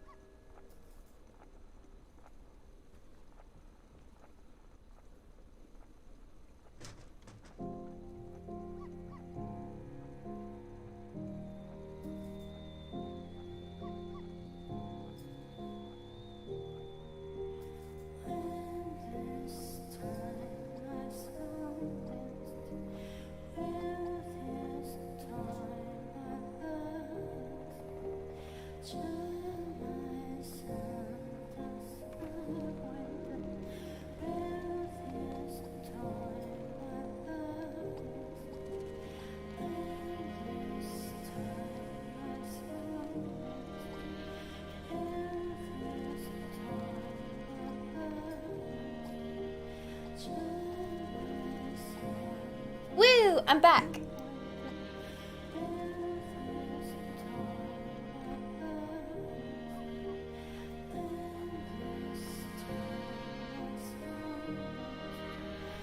You're about to find out, Cocolamoco. What? What? Here we go. However, because this is no longer the happy times, we switch over to this.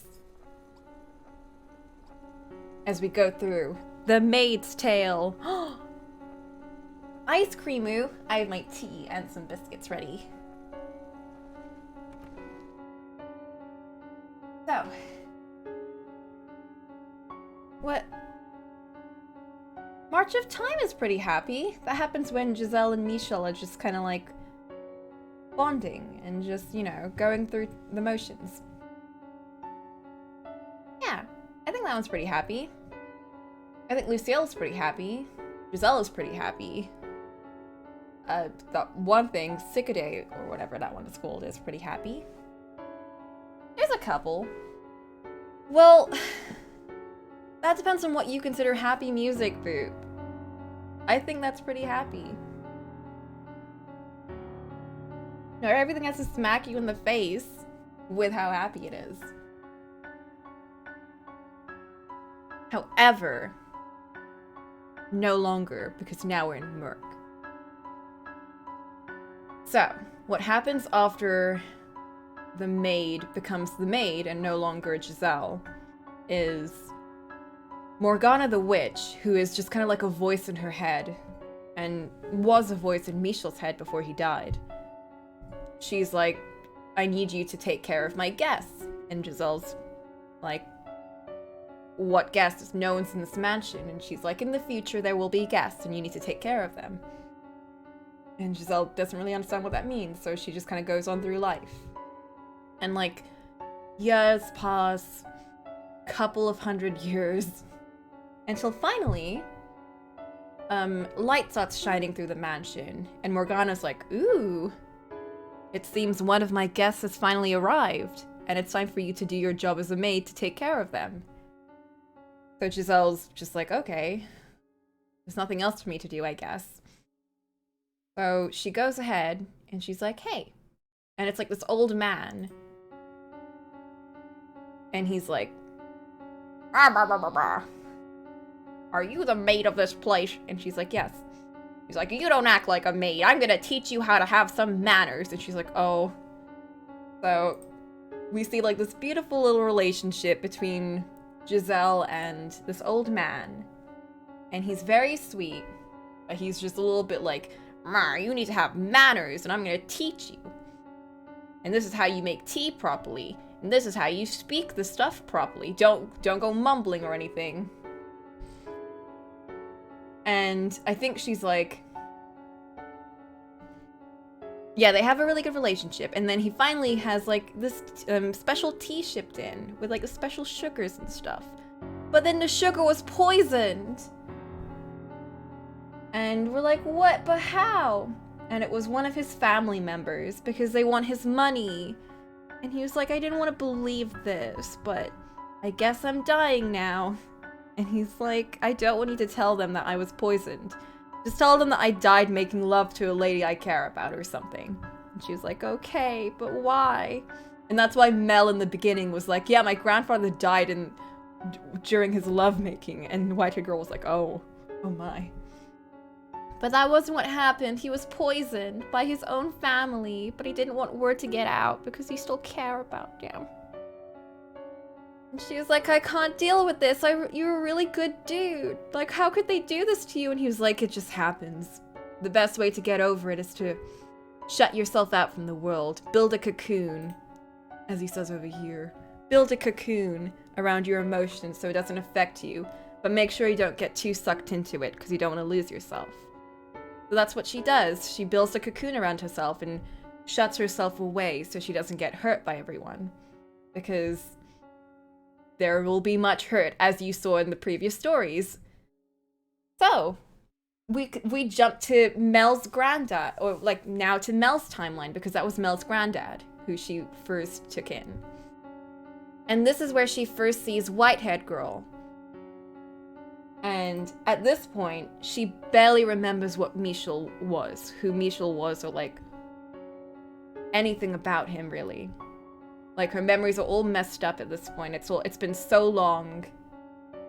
She only her only like memory of him is that he has white hair and red eyes and all of that. So she mistakes white-haired girl for being Michel. And she gets so excited when she sees her. And she's like, "You're her. You're Michel." And because Michel's name, or white-haired girl's name, is Michelle, he's like, "Yeah, my name's Michelle, but I don't think I'm the one that you're looking for." And she's like, "No, you're her. You're Michel." And then she gets rejected because it's not Michel. And she's like, "What? But how could it be?" And then Morgana's like, "Ooh, maybe this is the wrong Michel. Maybe you should wait a little bit longer." So she does that. And in the Beast timeline, that Michel is like, "Hey, I feel like I remember you a little bit, but not really."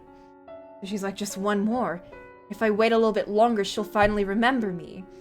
And then we wait until the Jacopo timeline with wife lady, white-haired girl. And in this one, she's like, "It's a pleasure to meet you." And that's when the maid realizes, oh, she's never gonna remember. There was a Michel in the Beast timeline. She was the blind girl. Which you'll remember. Hold up.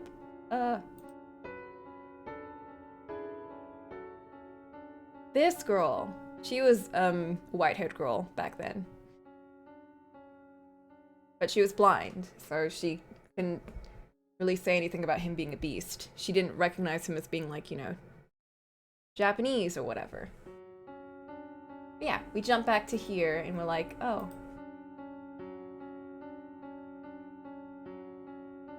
Hold up. Yeah, the witch is straight up messing with her at this point. She's like, "Oh my, I guess white-haired girl doesn't remember you. What a shame." And then, Giselle's just like, "What's happening? Why doesn't she remember me?" And then, at this point, here we go, back into Morgana messing with her. She's like, "Oh shit, you've convinced yourself that someone else's story is your own. But you're actually the witch." And that's why Giselle thinks she's a witch, because Morgana has been tormenting her about this whole time. So then she kind of figures, oh, I'm not Giselle. Giselle is white-haired girl. And Michel is Michel. And he's not my love. White-haired girl is. Because I want to take care of her because she's been through so much. I don't actually love Michel. And all of that. And yeah, then we jump back into the present. And we're like, that's the maid's story. That's what she went through. And that's why she doesn't remember. Or she does remember, but she doesn't remember how she was before. Or any of her feelings before. And then Michel is like, this is now in the present time.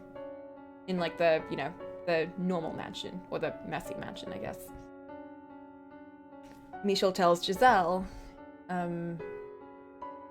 I know that we're like not the same people anymore. I know that you've been through all of this and you probably feel very differently, but we can try and live a normal life and leave the mansion. And Giselle's like, yeah, that would be good actually. Like, I think we should leave. However, as they go to leave the mansion, Morgana is like, no! How dare you try and leave? So the witch is just, she pulls Giselle away and kidnaps her or whatever. And Michel is left alone. And he's like, what the hell? So Michel goes around the mansion and runs into 3 men, or the shadows of 3 men, who are just like repeating the same things over and over. One of them is like, why does this happen to me? The other one doesn't really say anything. And the other one's just like shooting pool or something. And he takes the key. He's like trying to look for keys to go to the observation tower because that's where he figures that Morgana is keeping Giselle. That's, you know, the one place. But there are like 3 locks up there, so he needs to try and find the keys to open it. And I think the painting tells him, I think those 3 men have those keys. So painting best character. So we follow the painting's advice and we go see those 3 men, and the painting's like, you should see them in the correct order. So we visit them in the order that we saw them in. So first we go and see Mel, who's the guy at the top right.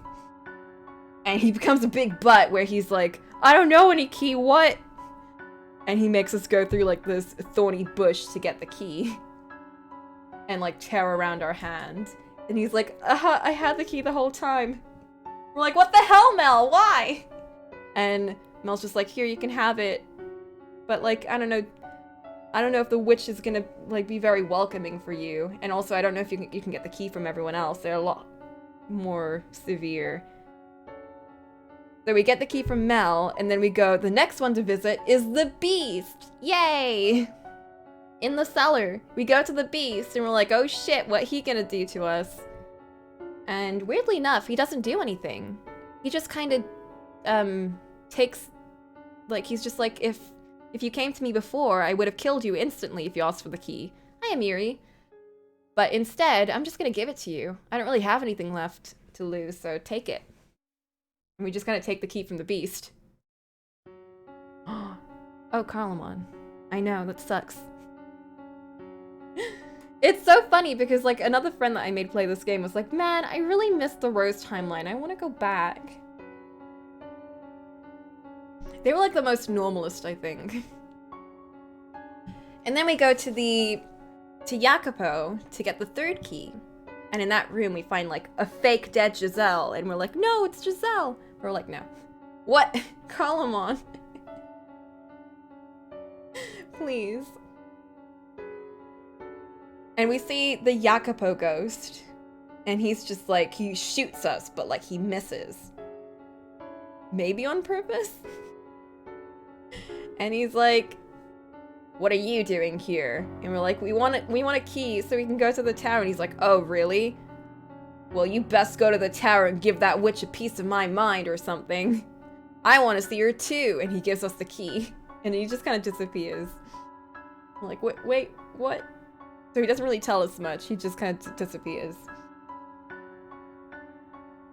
And then we go up to the tower. Or we go along the staircase to the tower. And the witch is just like, what are you doing? Why are you trying to do all this? Like, come on. We're like, we want to see Giselle. Why are you doing this? And the witch is like, fine, I guess I'll tell you. And the witch starts to tell us her story. And we're like, wait a minute, you have a story?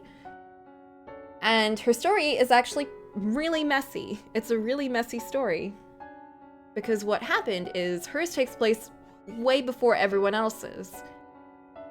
And it starts with her being like, yeah, I was a normal girl. I wasn't a witch. I wasn't anything special. But her mother was like, this is the daughter of God. I have given birth to the daughter of God.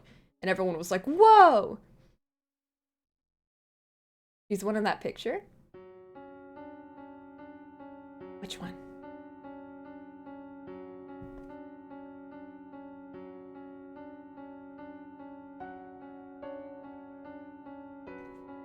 So, make sure that Michel didn't want Giselle to look at. Ooh.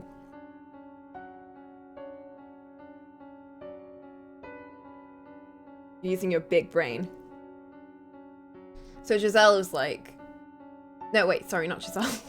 Morgana is like... Yeah, I was a normal girl, but people believed I was the daughter of God because my mother... apparently claimed that I came from her with no father, but obviously that was a lie, and she probably had, like, a father, but he just ran away or something. So people were like, yeah, she's a saintess, but one day, when she was, like, a little bit older, like 5 or something, someone was like, you're not actually the daughter of God, you're a liar! And she was like, I'll prove to you that I am. And she found, like, an old sick lady, and she was like, hey, beloved sister, partake of my blood. And essentially, she cut her hand and gave her some blood. Because the blood of a saintess, I guess, should be pure and have healing properties. And it worked because of the placebo effect. Like, Morgana even claims now, yes, I was an idiot, I didn't know, but obviously it didn't work. She just believed it did, and it had an effect. And we kind of find what happened to her after that. People kept believing that she was a saintism, that she could cure people, so she kept giving blood to people in her village. And it works sometimes, but she was like, if you don't believe enough, it won't work. But people kind of just focused on if it did work. And then eventually her mother was like, hey, you should sell your blood. And she was like, what? I can't do that. I'm a saintess. I can't sell my blood. So her mother ended up selling her to some slave traders to like get taken to the Lord so he could use her blood for his lavish parties or whatever. I don't know why he needed blood. I don't know why they thought drinking blood at that like party was like a fun plan or whatever if they weren't sick, but he did that. So they used her as just like a blood bank essentially. And her skin got like awful and she was just being sucked of all of her blood, and she was just like, she was in a mess at that point. And eventually, the lord of that mansion. So eventually, the slaves in that mansion, because there were multiple, it wasn't just her, although she was the only one being sucked of blood, they all rose up because they didn't like the lord, because he sucked. Whoa, surprise. And that's how she escaped. I think, wait. Yeah, that's how she escaped. And I think, yeah, she, one of the slave people who was part of the revolution was like, hey, I'll take care of you. You can come to this brothel. And she was like, what? A brothel? He was like, no. Like, they won't make you do anything. It's just you can stay there because my friend works there. So that's where she stays for a little bit. She stays in the brothel. And she becomes friends with all of the people in there, although she's very, like, to herself. But they take care of her, and a slave guy comes every so often and just, like, hangs out. And it's really nice. She claimed that was, like, one of the best parts of her life, actually, because it was the only time that she wasn't really a saintess, she was just a normal person. However, all good things must come to an end, and the brothel gets attacked by bandits, and everyone gets, like, well, not everyone gets killed, but a lot of people get hurt or, like, captured. The slave guy who helped her gets killed, and she gets captured. And then, on the cart with her is some other dude. What kind of dude? The Beast. And he's like, he, kills the slave people. And everyone gets, like, freed. However, he also kills the slaves. And spares Morgana for some reason. I don't know why. I guess we'll find out. And she's like, it was awful. It was bloody and it was terrible. And he killed people indiscriminately. He just killed everyone. And then he just, like, walked away. So at that point, she had nothing left. So she just, like, found a cabin in the woods that belonged to this old lady, a medicinal lady who's dead, who's just in the cabin dead this whole time. So she just took over it and became a medicine woman. So she was just, like, giving medicine to people out without showing her face, and that was her life. And then one day this boy came to her door and he was like, hey, my sister's really sick. I really need some medicine. And she was like, oh. So she peeks out because she's like, she never saw someone who was like her age before, because he sounded like he was her age. And it's Mel. Or, like, we assume it's Mel. And he's like, hey. Yeah, I need medicine. So she's like, okay, yeah. So she prescribes him some medicine, and then she talks to him a couple of times. And some of them, she, like, actually goes out with him, and, like, they walk around the place, and they talk to each other. And they become, like, friends. And then one of these days, he's like, I don't know what to do anymore. My sister's, like, really, really sick. I think she's gonna die. She's not, like, getting up anymore. So Morgana's like, oh, I think I have the perfect medicine. Because he's like, I need a miracle. And she's like, I've got a miracle. So she goes to his cabin with Nellie, with his sister Nellie in bed. And she cuts her hand and gives her some blood to drink, I think, yeah. And Mel's like, what the hell? Because blood practices back then were super taboo, because blood was considered really gross and disgusting and evil, except for the blood of a saintess, but he was just like, this is gross. This is bad. But it worked. So Nellie got better. So he was like, what the hell? It worked? But he didn't ask her for more. But then later on, I think he was like, she got sick again. And Morgana was like, what? She wasn't supposed to get sick again. She's supposed to get better if she really believed. And Mel's like, no, but she got sick. So Morgana continued to do it again and again. Until, one day, well, occasionally, I think over time, he stopped, like, hanging out with her, and he stopped, like, going for walks with her, and she was like, I think he was scared of me because of all those blood rituals. Until one day, he knocked on the door, and she opened it, and she was like, I'm gonna, like, finally talk to him about this. But instead of him, the one who opened the door was the beast. And the beast, like, ran in and cut off her hand and I think tied her up and took her. And he tossed the hand to Mel and he was like, that's your share. She's like, what the hell? You betrayed me? Why? And I think the beast took her to the Lord to continue blood sacrifice, or like blood lettings, or, you know, stealing her blood for people. And they locked her in a tower, the observation tower, and only came up there to, yes, the mansion, exactly. They locked her in the tower, and they sucked her blood out as like a medicine, a cure for everyone.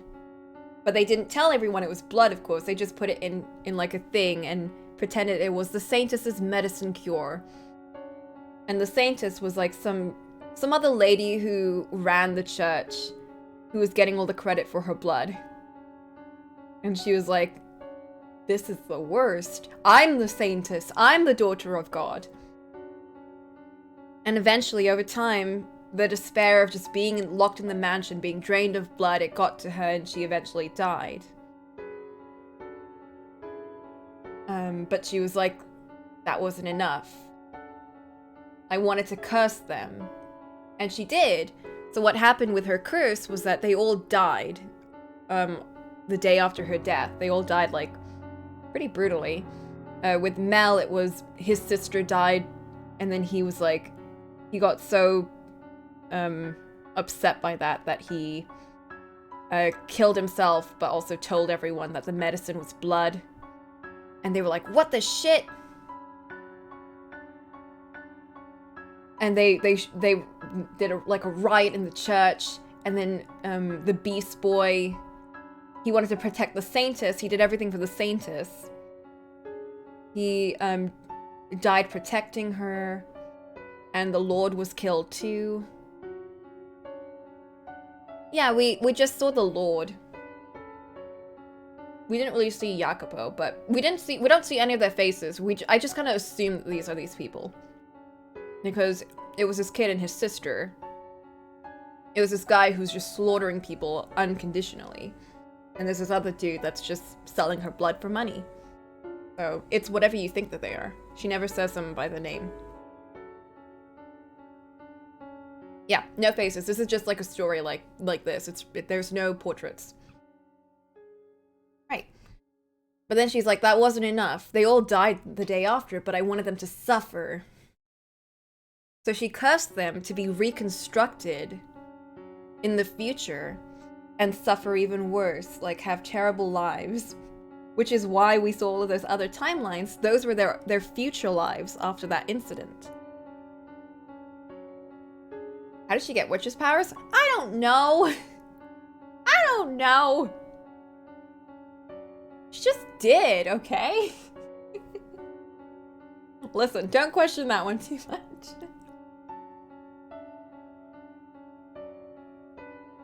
She only got it after she died, so it's like, I don't know, ghost powers, maybe. The power of despair. It just got too much.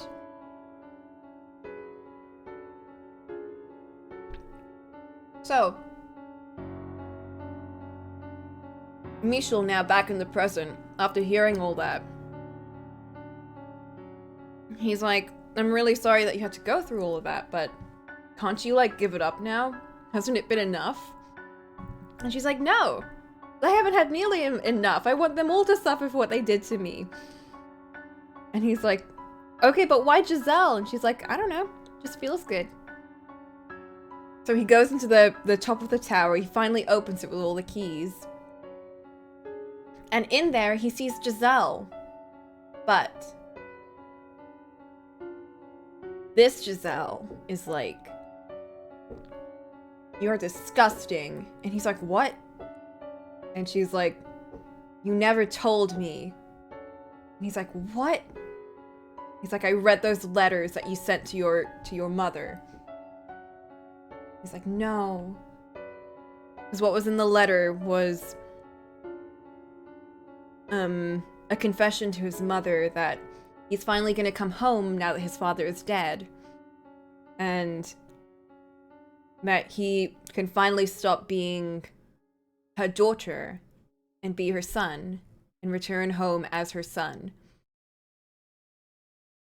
And she's like, you're not even a man. And he's like, no. So we find out that his story now, he's forced to tell his story now. They force into his thing. And we find out that he was Michelle, I guess.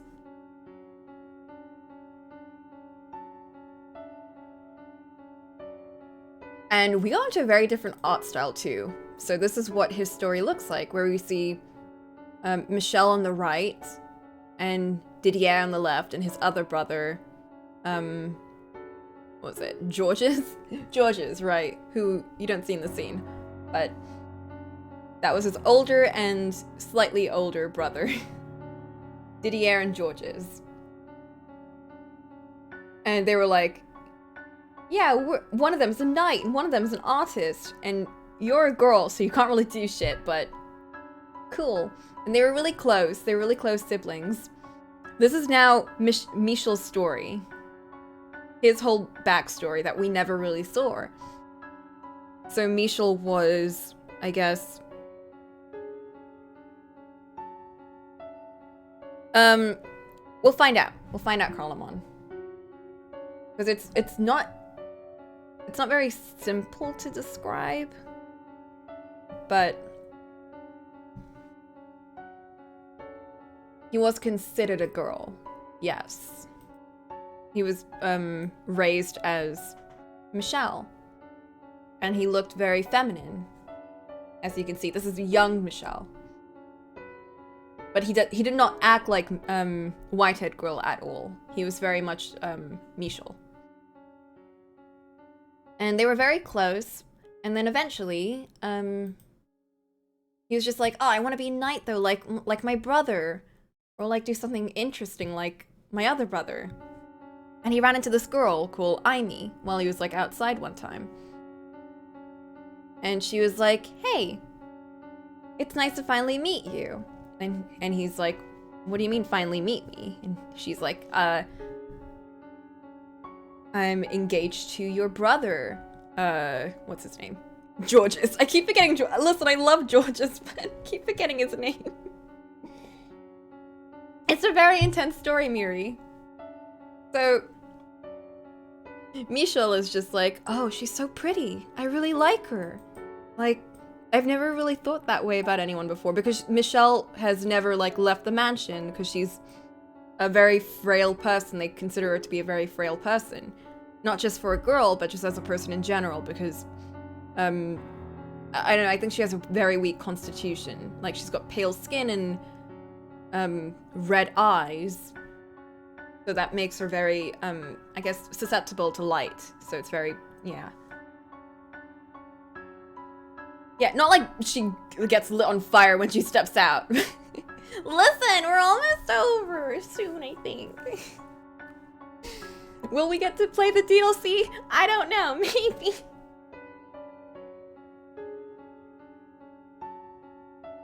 Listen, I'm having a blast just doing this. I hope y'all are enjoying it too.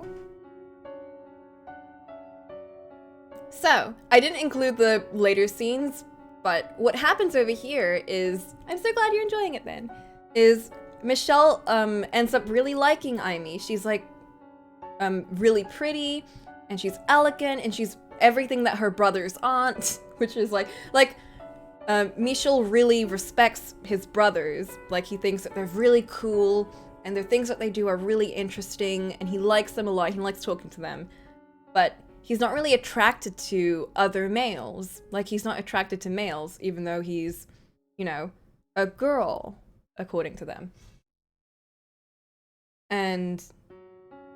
But he's really attracted to this girl, Aimee. And he's like, this is what a real woman is. Like, it's not like his mother, where it's like his mother. It's like, this is like a woman.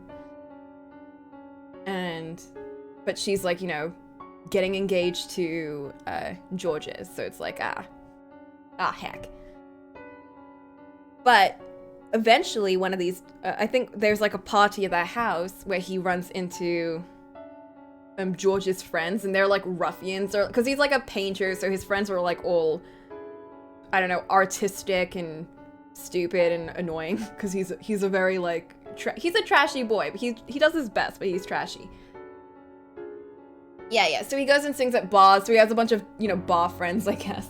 And Didier is like, who's a night guy, he's just like, how can you bring your ruffian friends into our house? And Georges is like, it's fine, I'm sure they're okay. So they pick on Michelle, because they're like, oh, you're so pretty. Like, we should go on a date. And Michelle's just like, no. And they're like, no, but really. And they're like, one of them's like drunk, and he tries to hit on her. And I think he like follows her in and like, I think sexually assaults her. I'm not really sure what happened there. But then that's when like Michel's like, I can't do anything. I'm so weak. I couldn't like punch him or do anything. I hate myself. And they go to their room and they start like having a whole thing going down. And I think Georges goes in and he's like, what happened? I'm really sorry about what happened with him. Like, he wasn't really trying to be terrible, but like, it just happened. And Michel's like, you don't get it. You don't understand.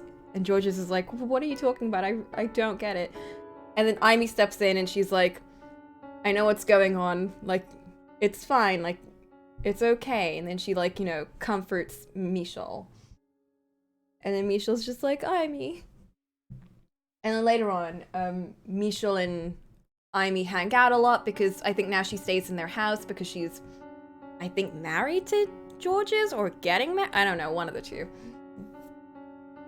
So they hang out a lot, and then Michel's just like, ooh, Aimee, I really like you, but he doesn't say that to her, obviously. However, one of the days he finally just like kisses her in the middle of like one of the things, because they're really close and everything. And then she's like, oh, I'm so sorry. I didn't mean to give you the wrong impression. I don't think about you that way. Like, I'm so sorry. Like, I'm sure you're not used to having friends this close, but you think I'm trying to give you the wrong impression. And Michel's like, oh no. He's like, no, I really do like you. And then Aimee's just like, oh, I'm so sorry. I think I need to leave. So she goes. And then Michel's like, what's going on? Oh no. What have I done? And they go outside at one point in the garden. And Michel overhears Aimee and Didier having a conversation where Aimee is just like, he was disgusting. That kind of like, I should have put the scene in, but it's so ridiculous how strong she said it, but she was like, homosexuality, it's disgusting. And I gave her a French accent, so. It was very...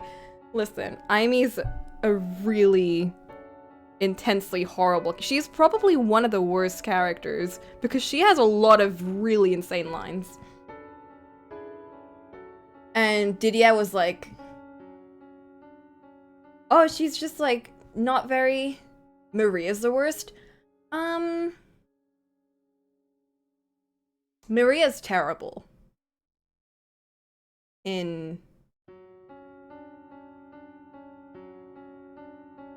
But I think we'll get there. We'll get there, actually. You know what? Yeah, you're right. Aimi's not the worst right now. So, but she is pretty bad. She's just like ranting to... yeah, Aimi's just rude.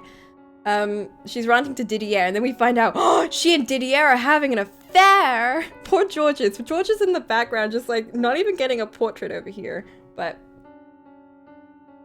so she's having an affair with Didier. She's talking shit to us. And Didier's just like, she's not, like, socially... She doesn't know anything, so, you know, just, like, leave her. That's true. So, we get, like, I don't know, what happened here?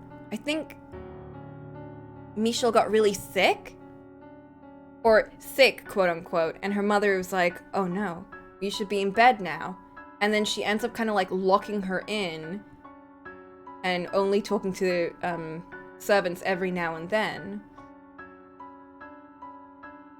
And we're like, her mother keeps coming in every now and then, and she's just like, oh, you still haven't gotten better. And then, like, some time passes, like, and by time I mean, like, a year at least. Until finally, Michel is a little bit older looking now. And he's just like, this is what I'm supposed to look like. Because he looks in the mirror after so long, and he's like, this is what I'm supposed to look like. Because he finally stops looking feminine. And he's like, she locked me in here because she noticed I was, like, changing. Like, I look more masculine now. And he leaves in an angry huff to the dining hall where all of his family is. And he's just like, y'all, how dare you lock me in there for so long and call me a girl? And then I think he just starts talking shit to everyone. I can't remember exactly how it went, but he was like,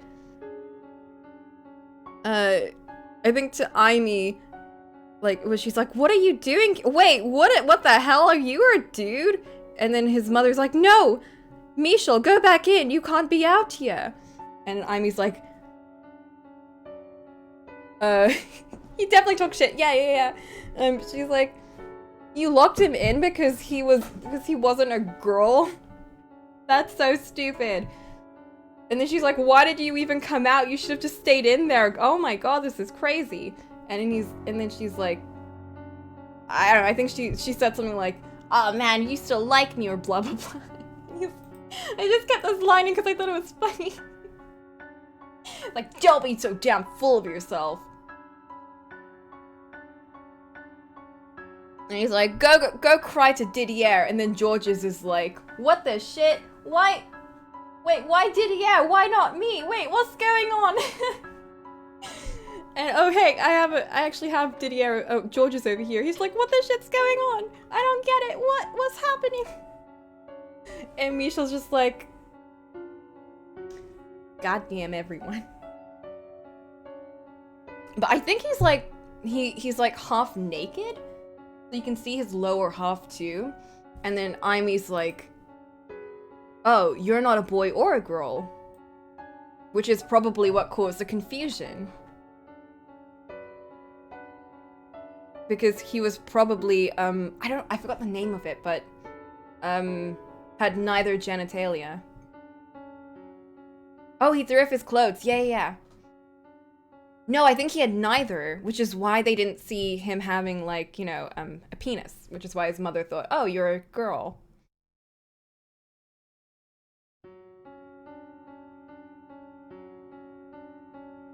Ken doll. I think essentially, yes. So, yeah, that's why Aimi was like... She starts making fun of him, and then... He's like, what the hell? What's going on? I thought I was, but... He's never, like, seen his brothers naked, so he doesn't know what he's missing. And she's like... There's something that should be down there, and it's not. And he's like, what? And then he comes to the realization that he's neither. How does he pee? I don't know. Probably like I think he has like a vagina, but like a not a proper one. Probably. So that's why she's like, I think she mentions at one point, like, you're not even a girl. You don't even have a proper thingadoo. Yeah. Call on, please. So, I think he gets, his parents are like, I can't see him anymore. His father's like, we should kill him, or something. He doesn't say that in front of him. But his mother's like, keep him inside. He'll get better eventually. So they lock him in properly this time. And only servants are allowed in. His brothers never visit him at all. His parents never visit him either. No one comes see him, except for servants who are afraid of him. And one day, he attacks one of the servants because he's like, he needs to know what he's missing. And I think he finally sees it. And then he's like, oh. And I think he almost attacks him badly, but then other servants come in. Yeah, he makes one strip. That poor servant went through so much. Then other servants come in and help. And then, I think that's when they make no one, none of the servants come visit him. Because it's, like, too dangerous for them, because he's crazy. I think then Aimi volunteers to take care of him. And that's where things go really bad. Do I have, like, a thing for this? Oh, shoot. I forgot to put this. This was for him.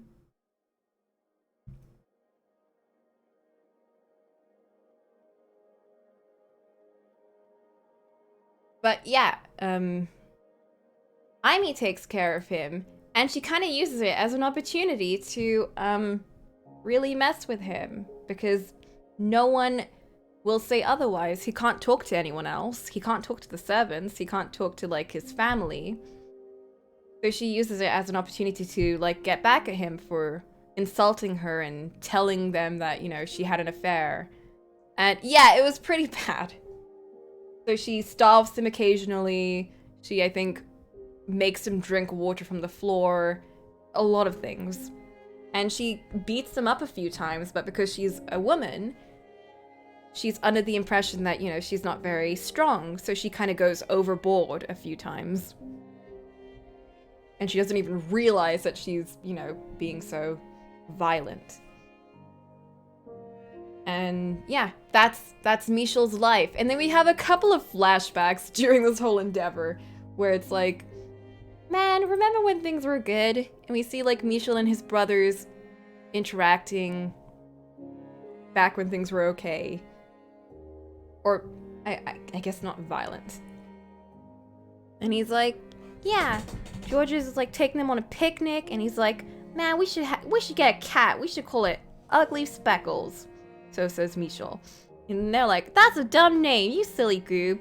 We'll always be together, right, guys? And they're like, yeah, sure. Cut back to the I guess, future past. After many, I think, like, a whole year, Aimi stops after, like, a couple of months because she gets bored. So it's just, like, one servant giving him food every day and just, like, being locked in for that amount of time. Eventually, yeah, when he stops reacting, that's when she stops. Eventually, his brothers come see him, and they're like, hey, Michel, we need to leave right now. Like, you need to get out of here. And Michel's like, what the hell's going on? And they're like, we need to get out of here because, like, Dad may be wanting to kill you. I don't know, maybe. And Didier's like, Georges, don't tell him that. And he's like, but, like, it's true. So apparently, Michel's dad is now like, I can't have this abomination in my house anymore. And tries to execute him, or the day after. So they're like, we need to get you out of this house and pretend that you're dead. And we'll fake your death, pretend everything's okay. We'll only tell Mother. Apparently it was their mother's plan to, like, do this. And we'll send you to, like, a house in the middle of nowhere where no one will find out that you're alive and you'll be okay. And then when Dad dies eventually, you can come back and it'll be great. And then Michel's like, how long will that take? And it's like, I don't know, he'll die soon enough. Yeah, the Great Escape. So they make that plan and they leave. But then Michel's like, but what do you think I am? And then George is like, you silly goose. Of course no one's gonna think you're my sister now. Look at you. So he's like, yeah, of course you're my bro. Didier's like, we'll let you come back soon. We're not gonna send you away for too long. Keep in mind, he's been in that mansion by himself for 10 years. Which we find out during that whole thing before where he was with Giselle. We're like, oh shit, you've been by yourself for 10 years. Getting only, like, groceries, essentially, or, like, food, unperishable food, stored or sent to him once a month, with no kind of, like, letters from his family or anything. And one book. Listen, it's a really long game, and I'm trying to, like, squish everything down. It's hard. This game is, like, 50 hours long, okay? So, they're like, you can come back soon enough, and it's gonna be great. And we'll just pretend you're dead. So they send him away. And after that, the second he steps into the mansion, the witch kind of, like, invades his mind. And she starts talking to him, and he's like, what the hell? Who are you? And we find out that she's been talking to him this whole time. Well, I guess? Sure. I guess it depends on how much, because it has so many interactive elements later on that you're like, oh, I guess it really is a game. Not yet, not yet. So far, I think there hasn't been that many. The last thing I said with the witch starts talking to him in his head the minute he enters the mansion. Which is why, like, in the beginning, when he's talking to Giselle, he's like, yeah, I kind of hear a witch in my head every now and then. And she's like, oh, you're crazy. It's because you've been alone for so long. You just think that you're hearing things. But no, he's been hearing the witch ever since he entered the mansion. And I think he's told her a couple of times to, like, hey, please stop, please leave me alone, because she's, like, really rude. Like, she insults him for, like, his relationships, and insults him about who he is, and all that. And this is continually every single second of his life. Then he talks about, like, that's why he felt really terrified of Giselle, because she's always smiling. And it really reminded him of Aimee. And we get, like, this, a lot of, like, back and forth between that. A lot of stuff, like, that Aimee did was why he didn't like Giselle in the beginning. A lot of the things about Michel was why Giselle didn't like him in the beginning, because of, you know, his dad and everything. And that's why they really did not like each other in the beginning. But yeah, that's his whole thing. And then he's kind of, like, left in a pit of despair after the end of the story, because he was kind of forced into telling the story. It wasn't like with the other ones where they were willingly saying it. And he's kind of just, like, left in a void, and then the witch is like, hey, we can just, like, let all of this, like, slide. We can pretend none of this happened. And we're like, no, we can't let it go, because we need to find Giselle. And then, left in the pit, we finally find Giselle. Well, Giselle finds us, technically. And we're like, whoa. We gotta do something. We gotta get out of here, and we gotta find end the curse, or whatever. I'm squishing things down now. So, at this point, they're like, clearly the root cause of everything is with Morgana. We gotta deal with her and figure out why she's so, like, we know why she's so, yeah, she's giving the big support hugs. We know why she's so, vindictive against everyone. But we need to know their stories too. Why did they do the things that they did? Because we saw like their thought processes in the other, you know, doors. We saw like Jacopo's and the Beast and Mel's. And the things that they did didn't really make sense to their characters in those doors because they were very, like, they weren't evil people. They were just kind of, you know, in bad situations. So why did they do the things that they did? Why did, like, Mel betray the witch? Well, I guess why did Yukimasa kill her? I mean, that makes sense, but what about the Lord? What was his whole thing? So, Michel goes to the witch, and he's like, listen. Yeah, except Yukimasa, who's a little bit already kind of, eh. And we're like, we can fix this. I'm gonna find out what you're talking about. She's like, what are you talking about? And he's like, the white-haired girl, who is she? And the witch is like, well, she's you. And he says, no, it's not. I mean, there's no way the white-haired girl is me, so it's gotta be you. And we're like, what? So now he goes into the past, into the witch's story to figure out who the white-haired girl is. Where did she come from? Why was she, you know, invented? And what this whole thing's even about.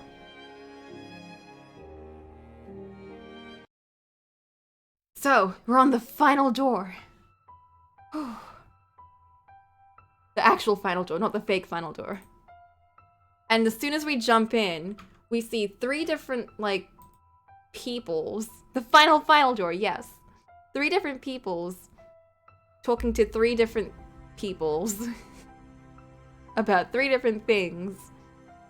We see the first one being someone talking to this little girl who looks very suspiciously like Nellie. We see this other person being all nice to this lady who looks suspiciously like Pauline. And we see this other person not really talking to anyone, but kind of just going on about, like, this festival, like, on the day of this festival, ... and then it just kind of goes away. I'm like, So, when we finally come into consciousness, we find out, oh shit, we're Michel in the past, but, like, we're not just, like, listening to a story. Listen, I gotta create the atmosphere. We're not listening to a story, we're actually in this world now. We can do things. It's like an interactive world. And Giselle is with us, but, like, in our head. So instead of the witch, we have Giselle up there, which is a much better alternative. And we're just like, what the shit? What do we have to do over here? And then she's like, I don't know, I guess we should find Morgana, or, like, the mansion where she's being kept. And as soon as we decide that, we run into this kid who looks suspiciously like Mel. And it is Mel. And he's like, you just kind of appeared out of nowhere. Are you like a ghost or something? And we're like, no. You can joke around and say that you're God, and then he's like, uh-huh, sure. Or it can just be like, yeah, I was like sleeping in a tree or something, and he's like, oh, okay, cool, I do that sometimes too. And we're like, of course you do. And he like leads us over to the church because we're like, yeah, we want to see the festival. He's like, oh, cool, the festival's really neat and it's happening soon, so you should come see it. Oh shit, I didn't put on a loop. So yeah, he takes us to the church, and at the church we see this lady, and she's like the saintess of the church. So she runs it, and she's like, ah, heck, we don't really have any place to stay. But then we pretend to be Mel's friend. And we're like, hey Mel, we got something to say about a thing. And we talk to him in private. And we're like, hey, we know that there's... I think we lie about something, but we tell him like a half-truth. We're like, we know that that's fake medicine, that that's like someone's blood, and you have someone kept captive, but we don't tell him everything. And he's like, how did you know that? No one should know that. And we're like, we're gonna tell some people if you, well, we're not gonna tell some people, but we're like, we need to talk to you about this stuff, okay? Listen, it's important. And he's like, okay, sure, but it's not true, so like, and he like kind of fumbles around and he's like, I'll give you a room, but like it's gonna be a gross room, because get hecked. And he kind of like leaves to do festival stuff, I guess. So in that time, we go and see Nelly at their cabin. And we're like, hey, we know your bro, Mel, and he's pretty neat. And we don't really say that, but she's like, ah, heck, you know Mel, he's pretty neat, he's the best. But prove that you know Mel. And we're like, yeah, he's very handsome, and he's the best bro ever, and he always thinks about you. And she's like, oh shit, you do know Mel. And she invites us in for tea, and then we make cakes, and we have like a great time. And I think we like, what was it? We don't tell her what he does. No, wait, we do. Yeah, once she finally becomes friends with us, she's like, you should be my second big bro. But then we ruin that moment by saying, hey, your brother may be keeping someone trapped in a tower and taking blood from them. She's like, what? You liar! There's no way! Flint, what? No, don't promise that kind of stuff. So now she hates us, and then we're like, okay, but can you at least do this one thing for us? And we tell her something, but we, the player, do not hear it. So we leave, and then we go confront Mel at night, and we're like, hey Mel, what happened? And Mel's like, listen, I can't do anything, okay? It's not my fault that she's in the tower. They made me do this. And we're like, what? But what about Nelly? What if she finds out? And Mel's like, she'll never find out, but behind the door is Nelly, because we told her to stay there while we talk to Mel. So she runs in and she's like, Mel, how could you? I thought you were a cool brother. And then, wait, that's right, that's over here. And then there's a point where like, Nelly runs out and we could talk to either Mel or Nelly, or chase after Nelly. And if you choose to talk to Mel, he stabs you. And that's definitely not what I did first. No, never. So you're supposed to chase after Nelly, and then you're supposed to say, hey, Nelly, you should really go back and talk this out with your brother and figure out why he did it, because there's probably a reason for it. And she's like, okay. We go back and we talk to Mel and we figure out his story. Mel is a dick!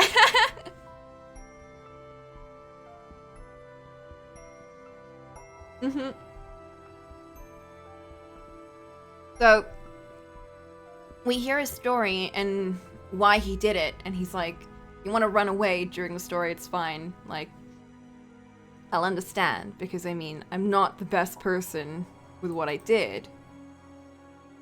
And we find out that he and his sister were nobles, but they were kicked out because he wasn't really taking it seriously. So they were like, well, we don't really need you. So they sent them to like a cabin in the woods far away where they couldn't really do much.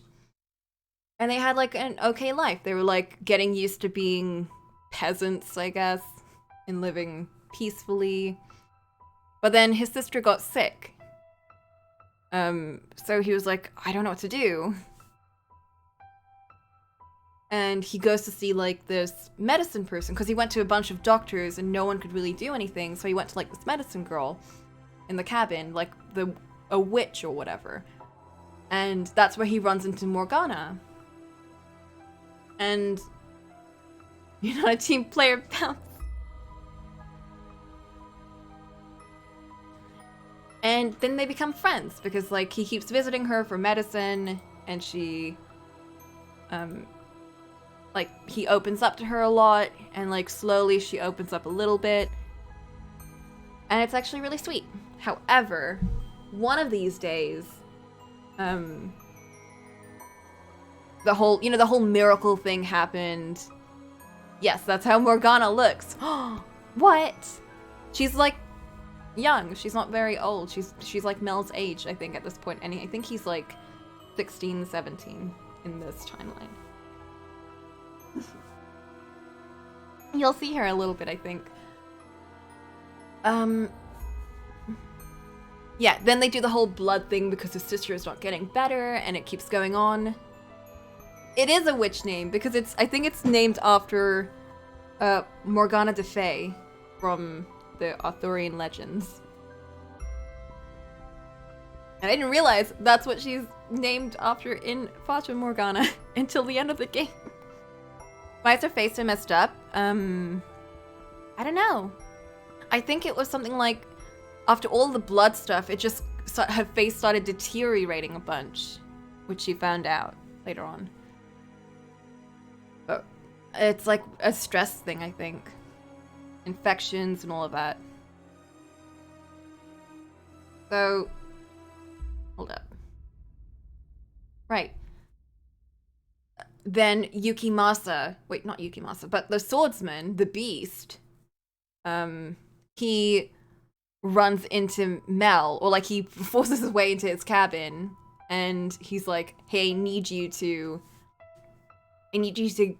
get the witch out so I can steal her blood. Haha. He's like, what? No. And he's like, well, it sucks to be you because I'm gonna kill your sister if you don't. He's like, wait, hold up. And then he like gives in very quickly. He's like, okay, fine. So he takes him to the cabin and pretends it's like a normal visit to Morgana. And then Yukimasa just runs in and chops off her hand, and he's like, what? No, that's not what I wanted. No. And then Yukimasa tosses the hand to him, and then he just kind of runs out and throws it in the river because it's gross, because it's a hand. It's a human hand.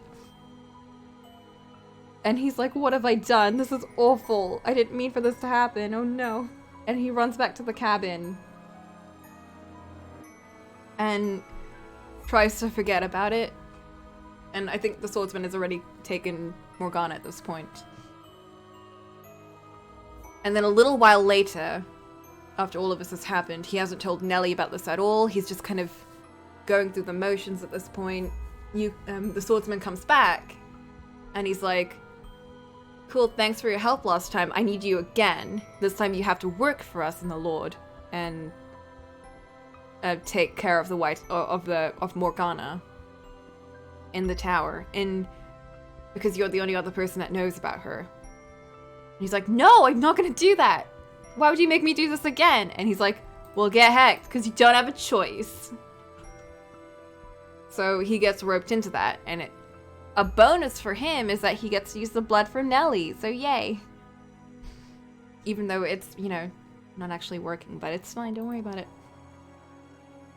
So at the end of that, we kind of go through this whole thing where, like, Nelly's like, well, it wasn't your fault then, and Mel's like, yeah, it wasn't my fault, and Michelle's like, yes, it was. I mean, it wasn't entirely your fault, but rather than, like, forgetting about it or looking away from it, you should actually stop doing it, maybe. Maybe stop doing it and try and, like, fix it.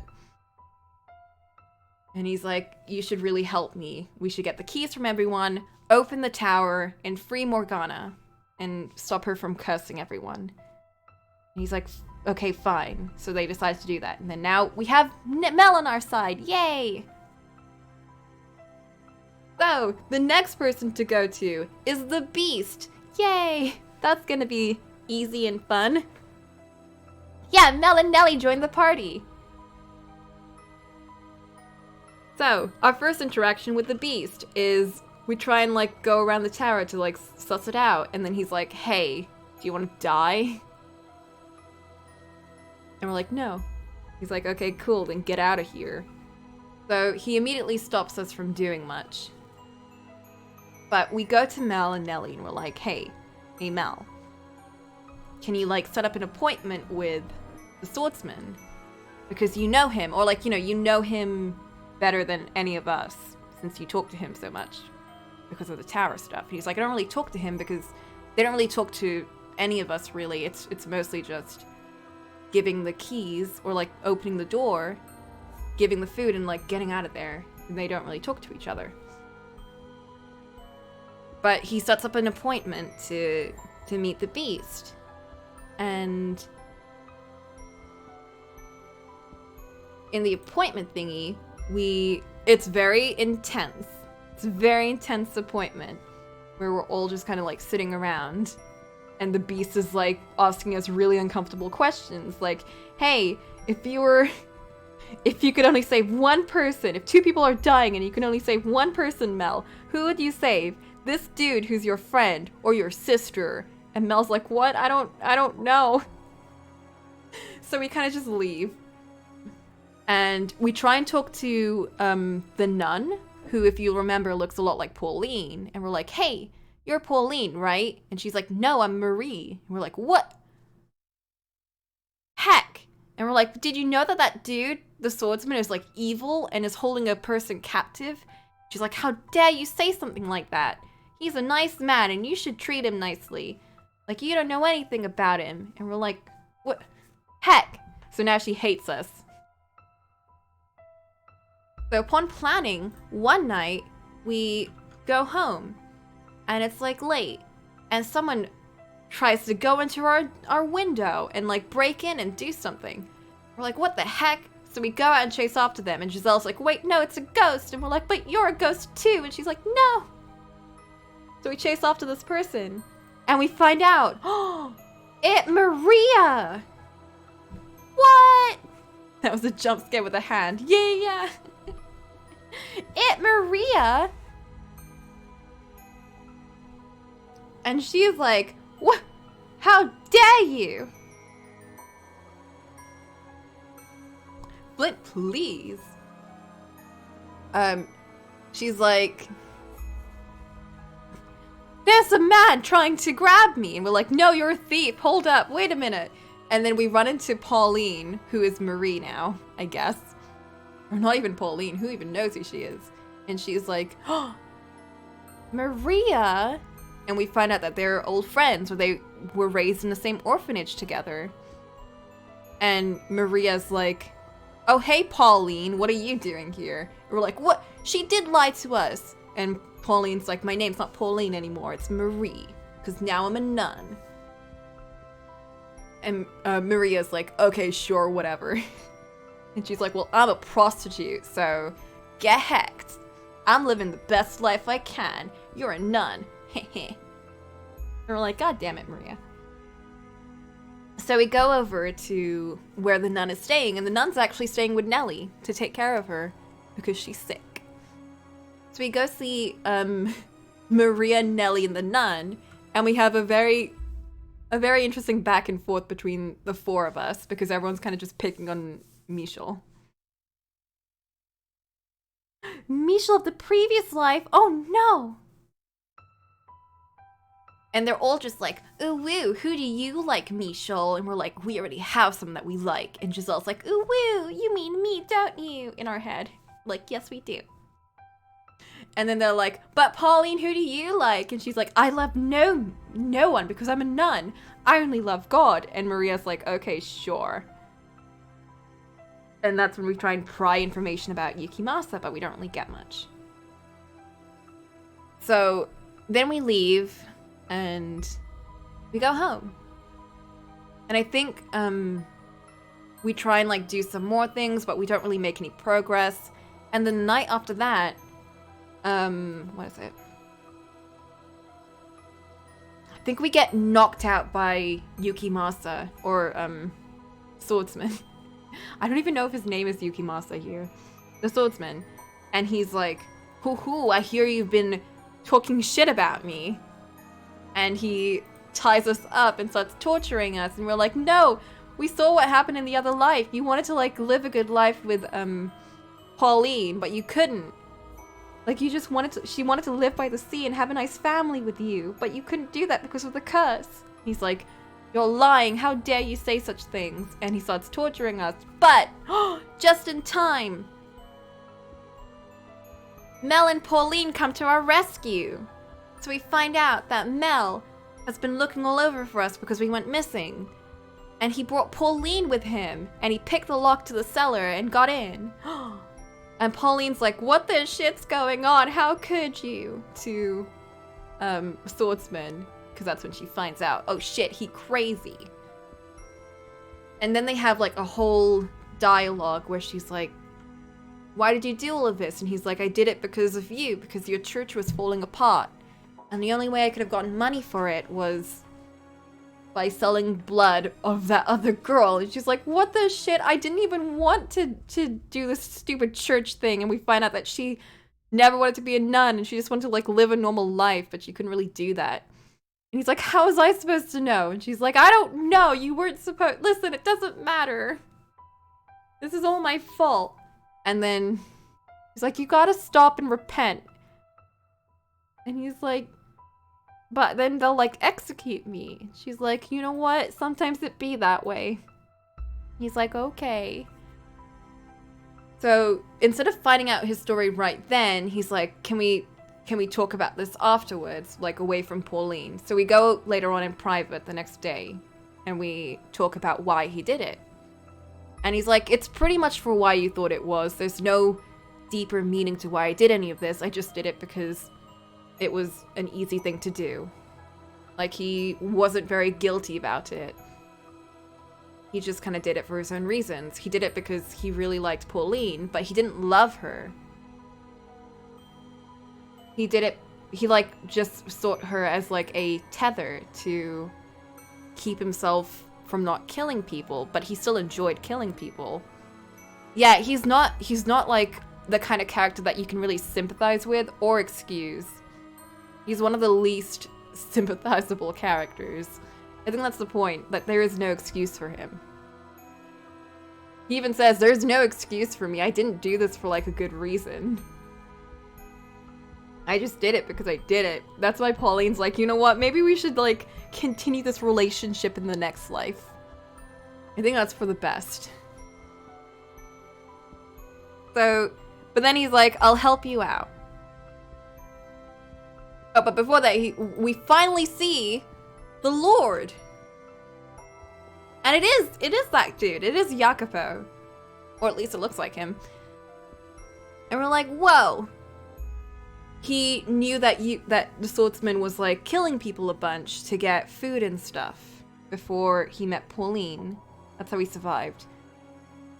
And he was like, I need you to get blood for me from the witch or whoever they are.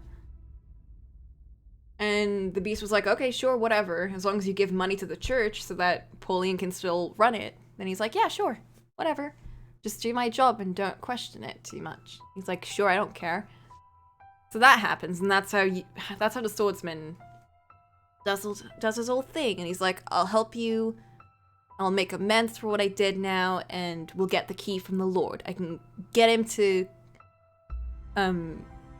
in a room with all of us. And we can steal the key from him and cut off his head. And we're like, okay, wait, hold up. We need to like hear his story and stuff. And he's like, okay, fine. Fine, I guess we can do that then. But before that happens, we run into Maria and she's like, hey, I needed to give you something before you do anything. I'm like, okay, sure. So she gives us like, kind of like a necklace thing. And we're like, oh. What's this for? And she's like, you know, give it to Morgana. She was supposed to be giving this to her on her birthday. It was like a birthday present for her when she was... Oh, right! Sorry, I should explain. Shoot. Maria knows Morgana. Maria was a prostitute in the brothel that Morgana was staying in, as you remember from Morgana's story. So... she was one of the people that took care of Morgana.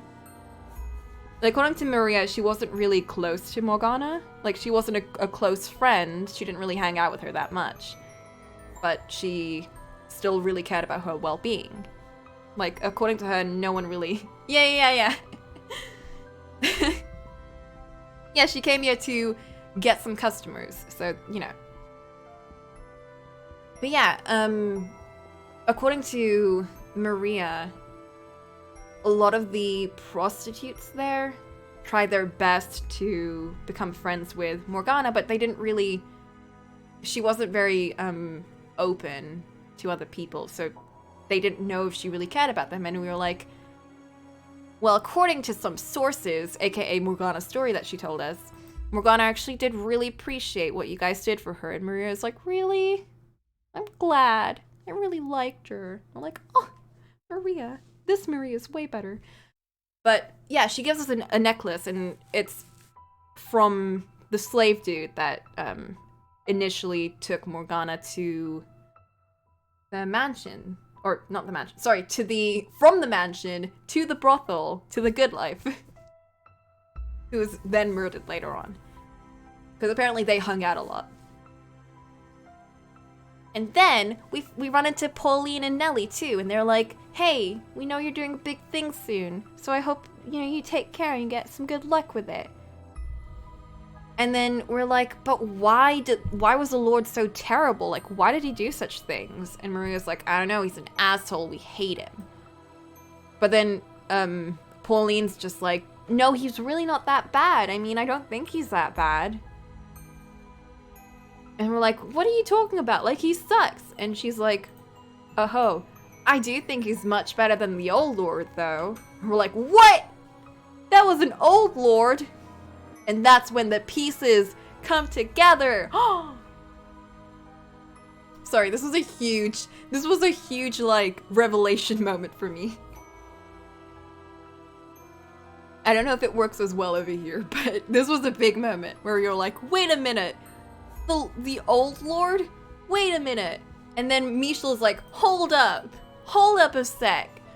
I know what kind of man he is, and I know the people that he had around him, referring to Jacopo.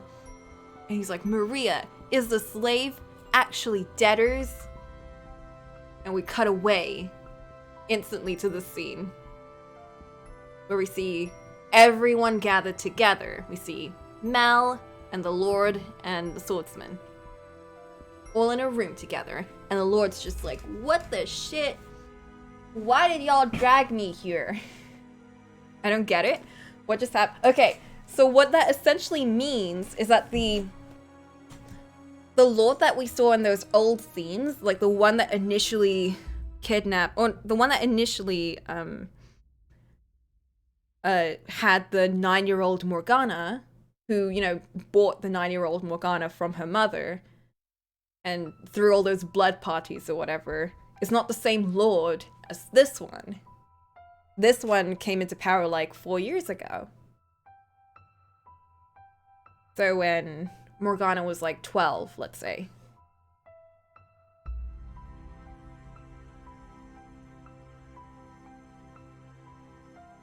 So this was way after. He came into power way after. Yeah, but this is the same one that kidnapped Morgana and sold her blood, and is selling her blood right now.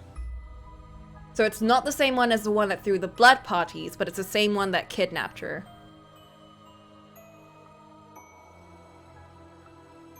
And we also found out that the slave dude, who initially got her from the mansion to the brothel,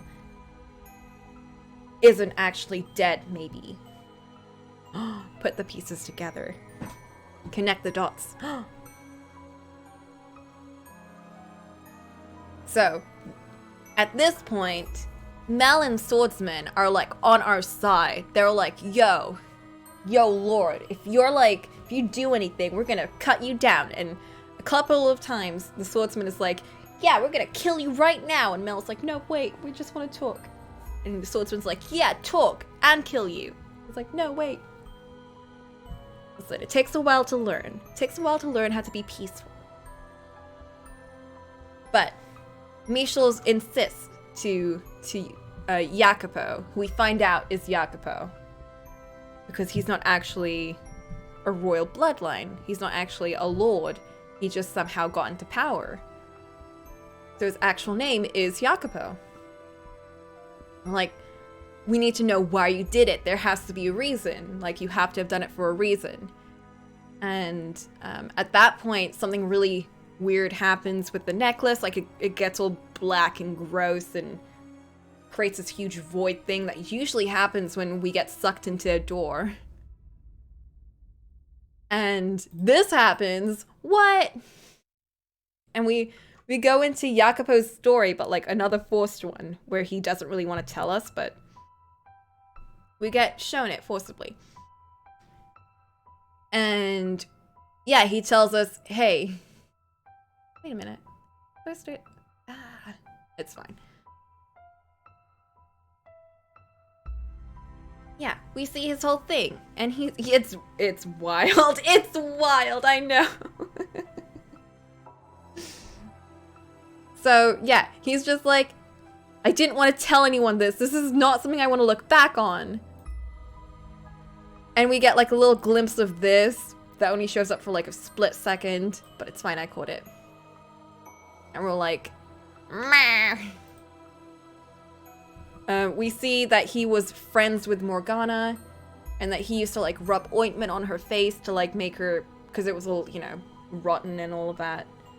And he used to hang out with Maria a bunch. Maria was like his really close friend, and like he used to hang out with the prostitutes and like do his own thing, like come over to see Morgana a lot. Like they were all very close. But then one of those days, the brothel was attacked, and he was really injured. He was like severely injured, along with a couple of other people, and Morgana was kidnapped.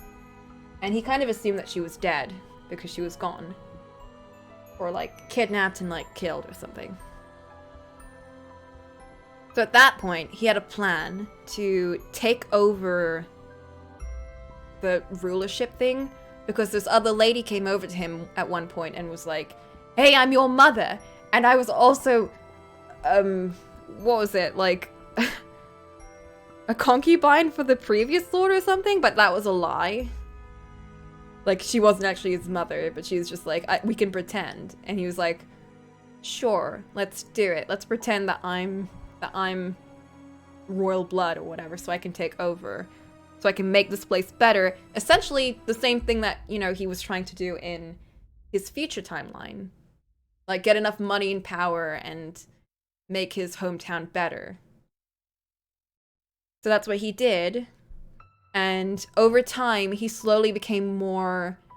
No one was really taking his role seriously. No one was, like, following his ruling. So he had to be more ruthless and more, like... He had to do more underhanded things. And slowly, all of his, like, initial supporters... Because the people initially supported him... Like, the commoners, they were, like, on his side because they knew him. But over time, they were like, you don't actually care about us. You're just doing this for the nobles now. You're just, like, you like that stuff. And people started, like, trying to assassinate him, so he couldn't really trust anyone anymore. And eventually, he ran into the swordsman. And the swordsman didn't care about anyone, so he was like, yeah, you know what? I'm gonna take your thing, because I'm paying you enough money, so you have to follow my thing. And he was like, he found out about a rumor that someone's blood was really valuable, and they can use them to sell to get more money. To like bring together the church and get more people on his side. So he didn't know who it was, he just kind of like said, go kidnap this person. He was like, you know, you don't really need to attack them or anything, but just do your thing. Then, of course, Yukimasa chops off her hand, kidnaps her, brings her back in a bag, and drops her at his feet. And he's like, oh shit, there's a lot of blood over here. What did you do? So he opens it up, sees her hand is gone. He's like, god damn it, that sucks. Well, it doesn't really matter either way, as long as I have her blood. And then he sees her face, and it's like, oh shit, this Morgana, because he knows her, and he's like, shit, what do I do? Like, it's already too late at this point, right? And then, instead of choosing to, like, because he can't, if he reveals that he knows her in front of Yukimasa, then he reveals that he's a commoner, and he loses any power that he has. So he goes along with it, and he's like, okay, I don't know this person. I'm just gonna go along with this. I'm gonna take her blood. And it's gonna be fine. And he continues to do that until finally it, like, the pressure gets to him. And he's like, on the day of the festival, I'm gonna stop. Could have told her that, oh, hey, I'm taking your blood in private. I'm sure that would have gone well.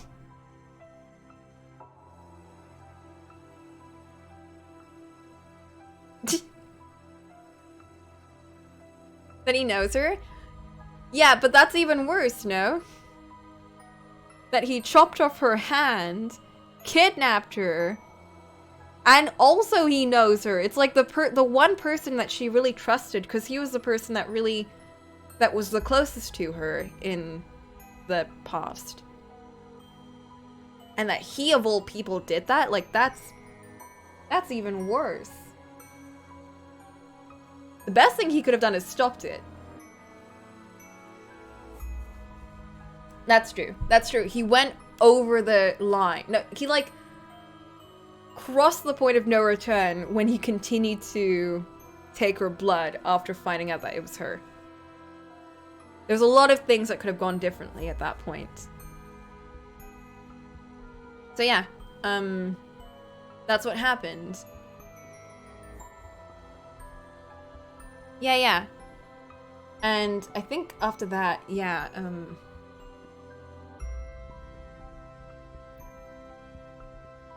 he's not good at his, listen, this was his solution. Hey, by the day of the festival, I'm gonna set him free. No, it was a point of no return for him because he was like, well, now that I've done it, I'm just gonna keep doing it, right? It's like one of those things where you're like, I've already done this. I could stop now and stop for good and not do the bad things, but if I continue at this point, then I'm gonna keep continuing. That's what happened in the previous timeline too. His solution then was to, like, stop it on the day of the festival, but as we know, the day of the festival is the day that she dies, so he would have stopped it one day too late, which is what happened before. So that's why we were like, no, I know you want to stop it tomorrow, however, she dies tomorrow, so why don't we go free her right now? And we get out of his head, and he's like, I didn't want to see that again. I didn't want to go through all of that again. And we're like, yes. However, what if we stop now? What if we all just stop now? And set her free, get over this shit.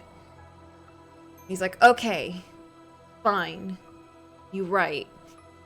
We really should just stop this now. I'm tired of this. And he hands over his key.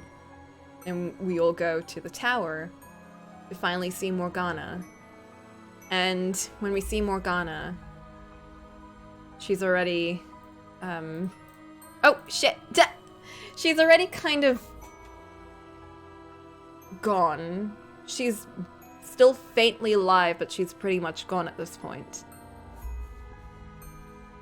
So, yeah, Nishal is just like, Jacopo, you need to tell her that, you know, that you're sorry about everything so she can, like, get over her guilt or all that. And he's like, I think it's too late for that. I think you should probably pass on because you're like an angel. Because they keep saying throughout this whole thing, you're like an angel. That's why he's named after, like, an angel. And everyone keeps thinking he's otherworldly. And even Morgana at one point was like, yeah, I really admired how much you look like an actual saint versus me who was pretending to be one.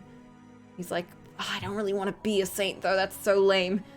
But he agrees and helps her pass on because he knows that even once you've passed on, so she's already dead at this point, he knows that even once you've passed on,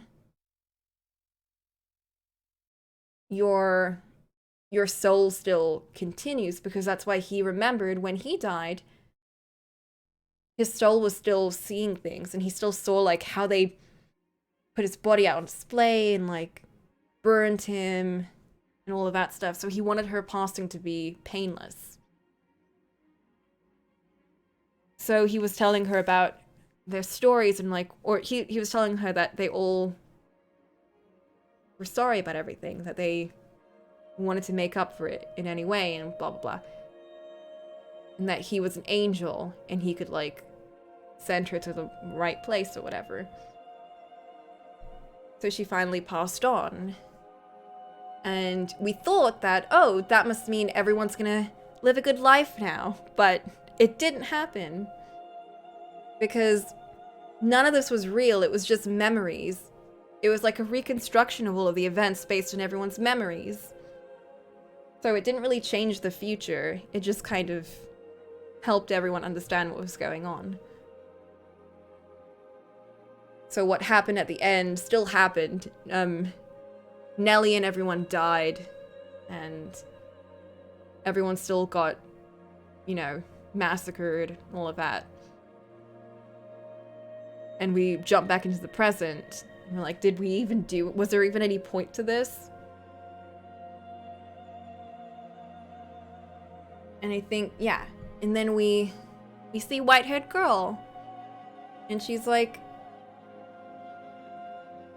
and we find out that, you know, she was a part of Morgana that was created because she really wanted to be a saint, and this was like what came out of her when she died. What?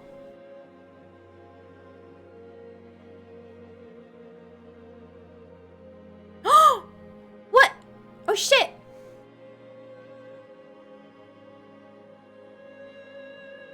No!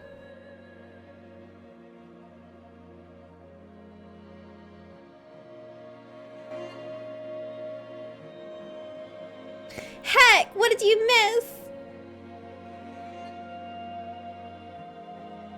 What do you mean?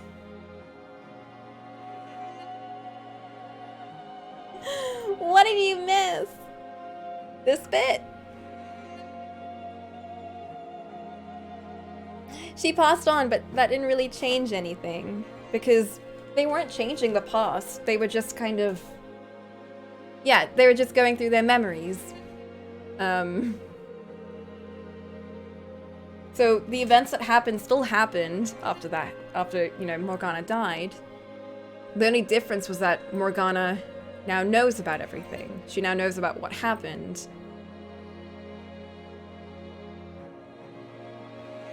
But she doesn't, I think, oh, right, we see Morgana for like a little bit. And she says that she doesn't forgive anyone. And I think, hold up, wait 1 second actually, BRB.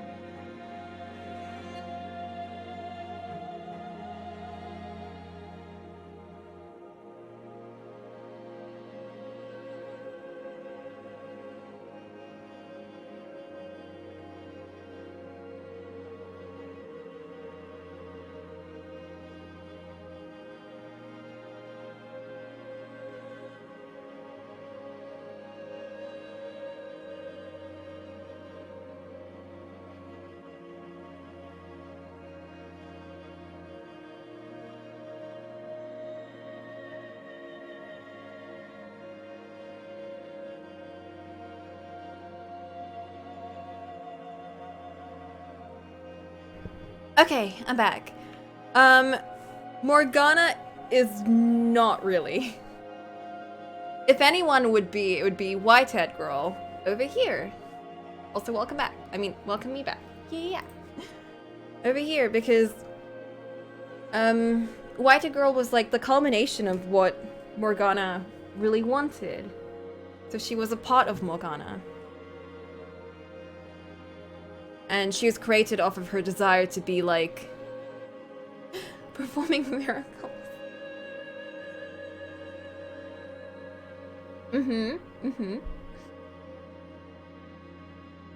And she's like, Morgana can't really pass on if I still exist. And she's like, everyone over here is already dead, but they can at least like, you know, live on again and have a better life.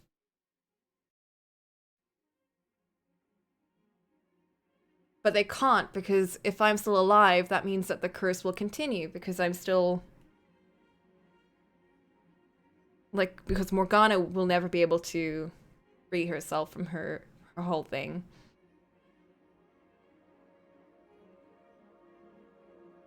So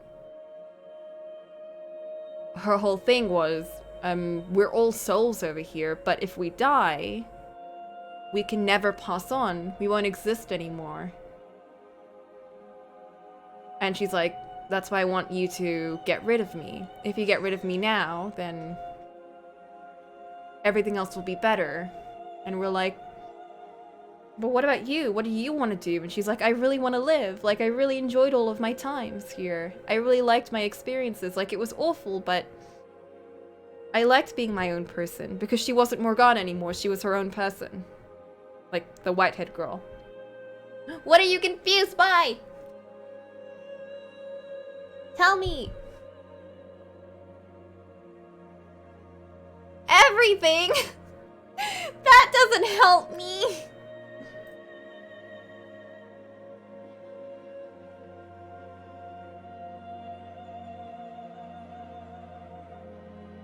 The purpose of the white-haired girl?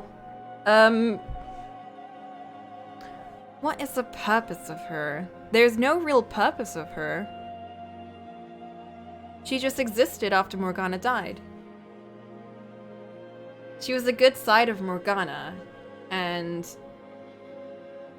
when Morgana became the witch, the white-haired girl's soul also started to exist, but like separate from Morgana, because Morgana no longer wanted to be a saint. She wanted to really curse everyone. Because a saint doesn't curse people, a saint doesn't like wish harm on people.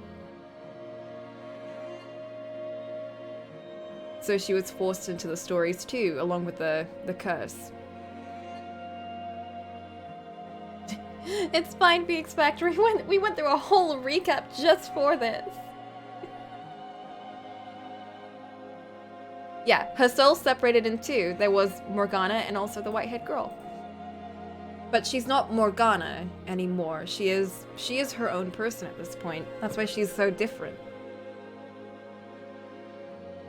So she did exist, and she did live through those, you know, things.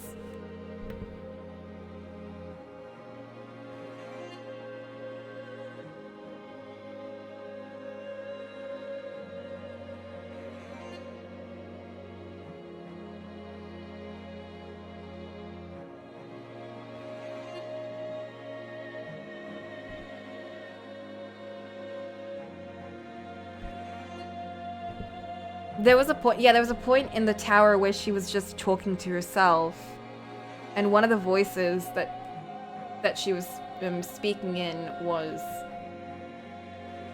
like, it sounded a lot like white-haired girl. So it was just like, you know, she was I guess she created herself. Phoenix Factory, no. But yeah, so Michel just continues to say, but like, don't you want to live too? She's like, I can't really, it's hard for me to live knowing that other people are going to suffer because of me, because she's such a saint. Like, she's the personification of a saint. So she can't exist if other people are suffering because of her. So Michel decides to kill her. But then she, you know, she really wants that. What do you mean, start over? She wants Michel to kill her so that Morgana can start living, so Morgana can move on and live a new life, like reincarnate. So her soul can like pass on instead of being kept in this, you know, weird thing, this limbo of the mansion and all of that. I don't remember. But do you remember? I don't remember exactly why. I know that there was a reason or something.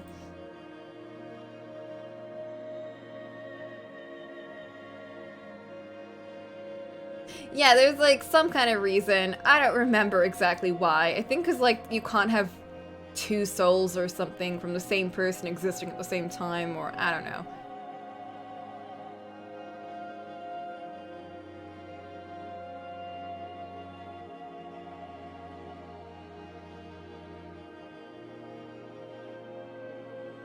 But that's what happens. It was like, yeah, she had to be her one self or something. That's what happens, and we kill her. And we go through the mansion again. We see Morgana, and Morgana's like, okay, I guess I gotta like forgive everyone now. So she goes around. She doesn't forgive anyone. She's like, I don't give a shit about any of you. I don't want to forgive y'all. I don't agree with any of what you did, but I'll let you pass on at least. So she goes to Mel, and she's like, and he's like, I'm really sorry for what happened. He's like, I don't forgive you. And he's like, okay, but I'm still sorry. And she's like, okay, I hope you pass on into the next life, and may our paths cross and meet again, or whatever, maybe. And then we jump to Yukimasa. He's like, you're weird, but I hope you pass on, I guess, and feel bad about, what's her face? Pauline. I hope she lives a good life, maybe. And then she jumps over to Jacopo, and he's like, and I still really like you. I'm really sorry what happened. She's like, yeah, I hate you, though, so I hope we never see each other again. And then Michel's like, there's still one more thing I need to see. And Morgana's like, what? What could you possibly need to see? And we go to the man in the painting. Who's the old lord? The old lord was just some dude. We don't know who he was. He was just an old lord.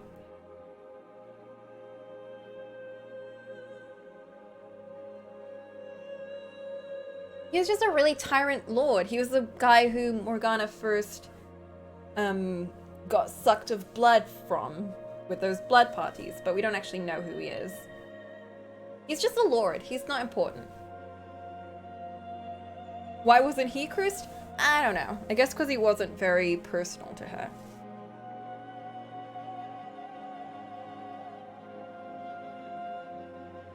It does suck that a lot of side people got cursed with them, but that's kind of just to show that Morgana isn't exactly... She's not a complete victim here. She is definitely a victim. I think most of the characters are victims here of each other. But, shoot. Blesses Morgana. She probably needs that, probably. We go see the man in the painting. Who is our character that we like? But we find out that the man in the painting is George's. And the painting was because he was a painter. He did art and stuff, and he was guilty over the fact that he sent the picture of the white-haired girl to Michel when he was staying at the mansion.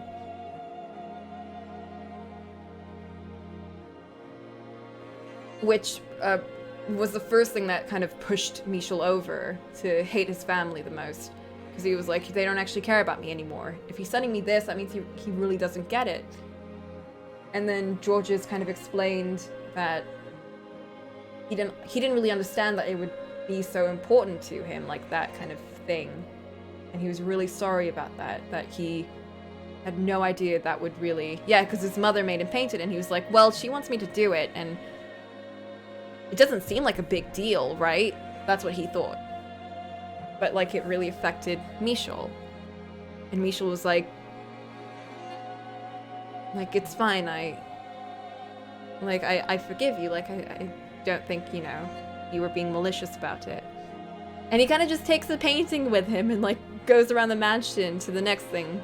Or to the exit, I guess.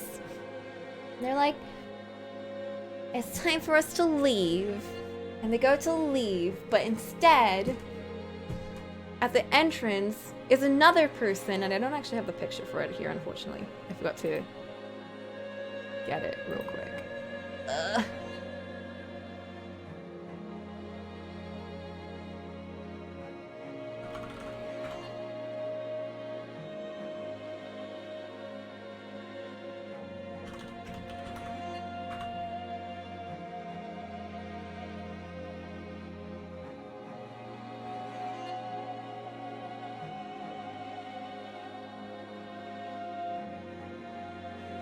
This guy, his bro, and we see him blocking the entrance, and he's like, shoot, I forgot to mention! At the end of Misha's thing, before he got killed by his older brother. You're right. He got killed by his older brother, and that's why he was like, devastated by the ending, because his brother, the knight, was sent to kill him. And everyone blamed him for that after that. Like George's was like, how could you kill your own brother? His mother was euphoric over it because she no longer saw him as her child. But everyone else was blaming him, and all the pressures of being a knight and being like in that role just like got to him, so he was like incredibly racked with guilt. And Misha was like, it's okay now, like it's over now. But he still continued, and then Georges sacrificed himself to stop Didier from stabbing him. Which is kind of sad, because like when a soul dies before they pass on, that means they die forever, so I'm a little worried that Georges is now dead forever. But we'll see. And then Didier finally like recollects himself and realizes what's going on. And he's like, oh no, I didn't mean to do that, heck. And then Morgana's like, you know you just killed your own brother, right? And he's like, oh no, I didn't mean to do that, heck. And he goes into like his thing again, and we're like, no wait, stop, it's fine. You can move on. I want to believe he's alive too. Or like, you know, passed on, like his soul's still alive. We'll find out in Reincarnation, I guess. Which is another game that's I have, apparently. What are you confused of, Carlamon?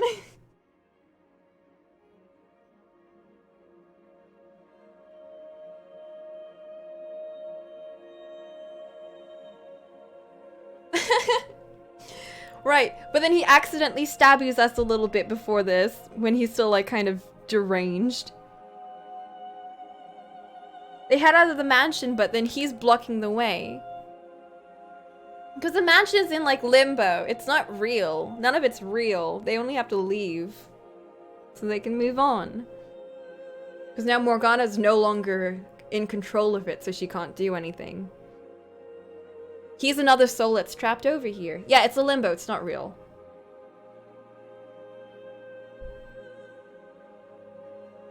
It was real, obviously, but the one that they're in right now isn't real. I did mention the mansion, actually. You're right.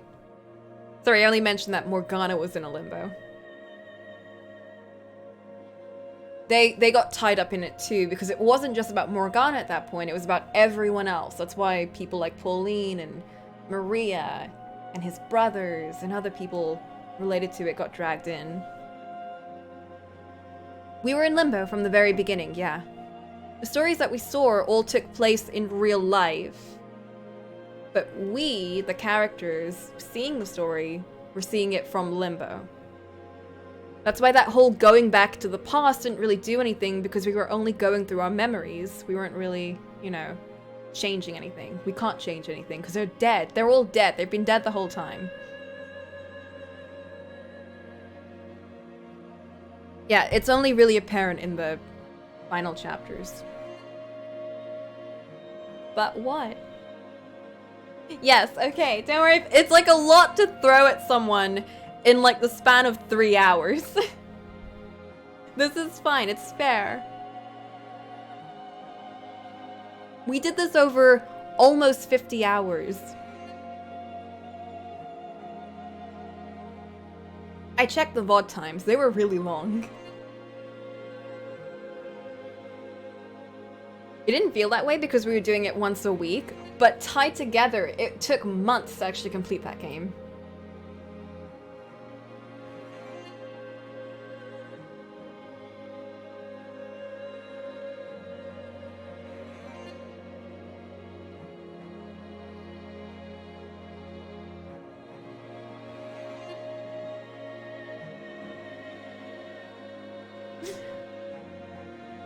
Would you like me to continue? Would you like a moment to process? How did the maid die?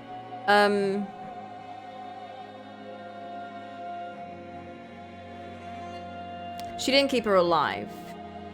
She kept her body alive, her mind alive, I guess. Her body at that point wasn't like really alive. It was dead, which is why she was all pale and, you know, I guess not life-y, very lifeless.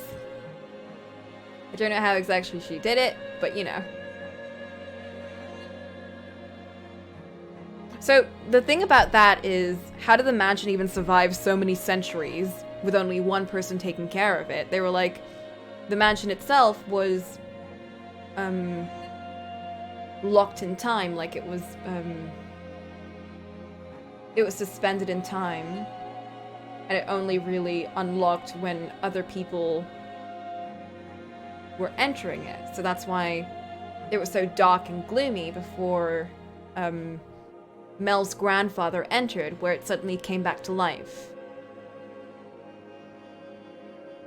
Sacrificial Toast, I'm giving a recap. I was going to play the side games, like the Dreams of Revenants edition, but we ended up just doing a recap for 3 hours.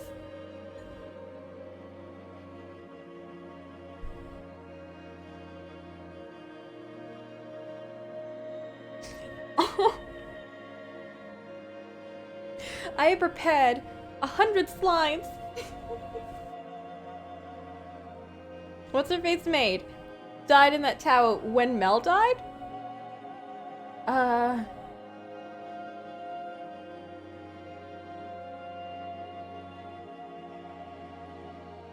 When Michel died. Yes, when Michel died.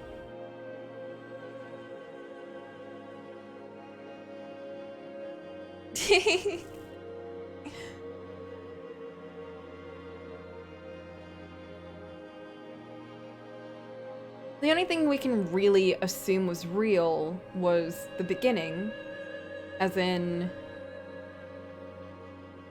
the events from the three, when all three of those masters were together, and each of the masters' doors, like the main 3 doors. That's what I can only assume is real. Everything else was, I guess, all the other stories that we saw.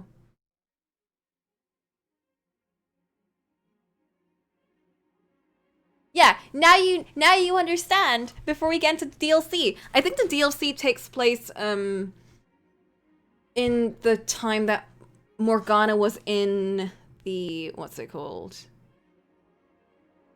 The brothel? I think that's when that one takes place. So I think it's about Jacopo, Maria, and it's like the sequel, but I don't know. I guess it's a sequel. There is like there's a bunch of stuff. I don't actually know anything about them. One of them is like called Reincarnation. I think that takes place in the future. One of them is... Yeah, I don't think everything didn't happen. I think they all happened. It's just some of it took place in the living world and some of them took place in the limbo world. Anything that we had power over are things that took place when they were dead. Anything that we didn't have power over were stories that happened when they were all alive, is what I see.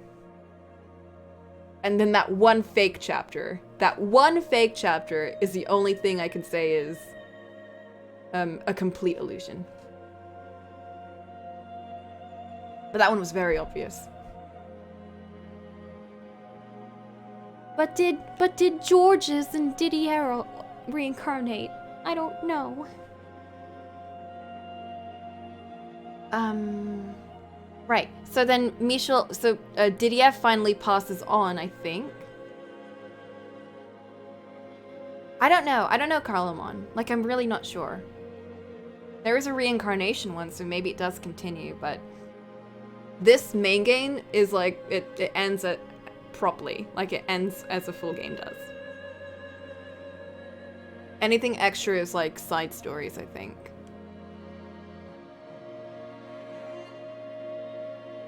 But yeah, he passes on finally, but Michel is now injured and Morgana's like, well, what happened to you now? And he's like, I don't know, like, I'm sure I'm gonna be fine, but I'm gonna wait for Giselle because I can't leave without her. And she's like, well, if you really think that, then okay. And she's like, I really enjoyed your company. Like, genuinely. And Michel's like, me too. And she's like, I hope we see each other again in the next life. He's like, yeah, me too. And she leaves.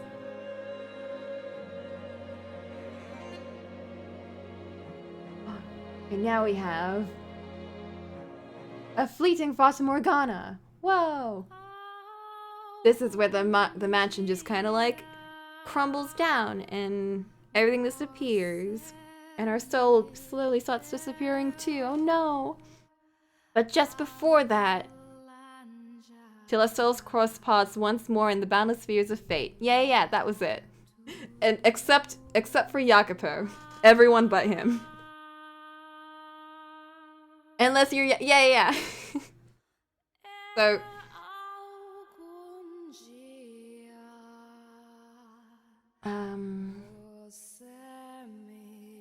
I think we see Giselle for like a split second, and she's like, we'll see each other again, I'm sure of it. And the credits roll. And we're like, no! And the credits just show everyone's death day. Like, the year when everyone died. And we're like, wait a minute, what? That's so... Wait, no, don't do that. And at the end of the credits, we see, like, little glimpses of everyone reincarnating. Or, like, we don't see how they look, but we see, like, Mel in school talking to some dude, being like, ooh, woo, who's that girl? And he's talking about Nelly, so they're not related in the future. And she's like, ooh, woo, who's that boy? To, like, her gal pal, as they're getting ice cream.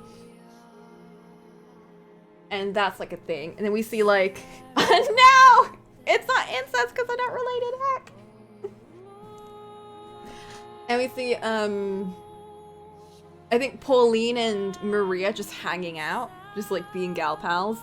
I think in France or something. They're like, yeah, we're gonna go do all the shit. And Pauline's like, but I want to go see art. And Maria's like, I want to go shopping. And they bump into someone, and I don't know who that is. This is our timeline now, I think. Yeah, the future. And we see Jacopo bump into someone. And he's like, what the hell are you doing? So he's in like some kind of metropolis city or whatever. He's like, I gotta do my shit and get the stocks and all of that stuff. I don't know.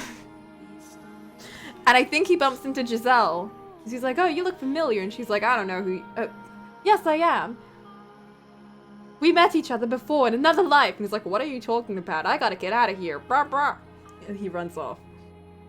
And then she's just like waiting for Michel this whole time because she somehow remembers everything. And we're like, whoa. And at the end, we see a little glimpse of them reuniting. And we're like, aw, these two. And that's how the game ends.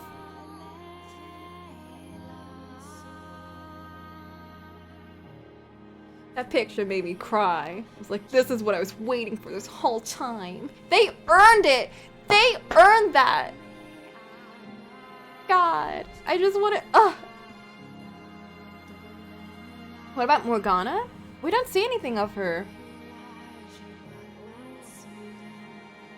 There is a point where I think someone bumps into someone, but I don't know if that was her because they didn't make it very obvious. Morgana definitely deserves a fresh start, of anyone, probably. Girl went through a lot. Yeah, we did it! We finished the recap! Oh, I'm so excited! We did it! It took 3 hours and 30 minutes! What? Do we have anything new? The other picture? Toast now! You already played the game! You can't say this. Puffy Morgana? Oh, right. And then we did like a backstage thing where like Morgana was just talking shit about everyone. And the reasons why they made certain characters the way that they are. I don't know if I have the picture, but I can just like...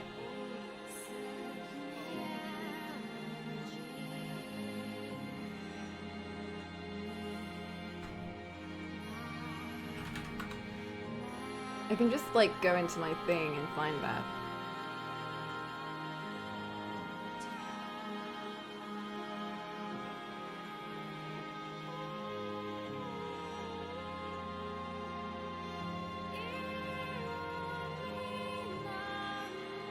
Me neither! Like, I thought I'd be, like, rushing through it, but then it took way longer than I expected. But you know what? We did it. We got through it. I'm proud of us.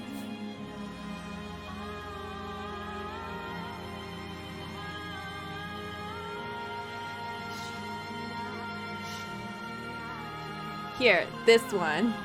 This was at the behind-the-scenes thing that we got.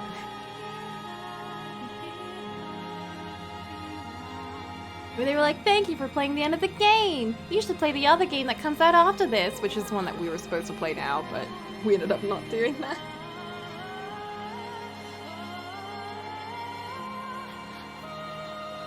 Well look, it's like everyone together, and you're like, yeah.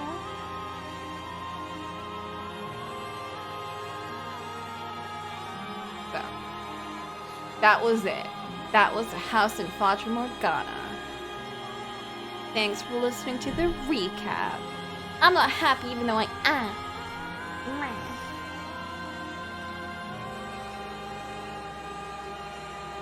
Like just Giselle putting on the maid outfit again just for funsies.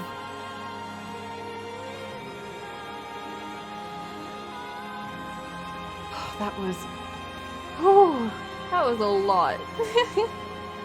That was the longest recap I've ever done. And for like one of the most complicated storylines. Like, ooh. Ugh. Pictures definitely helped me. They helped me keep things in track at least. Whew.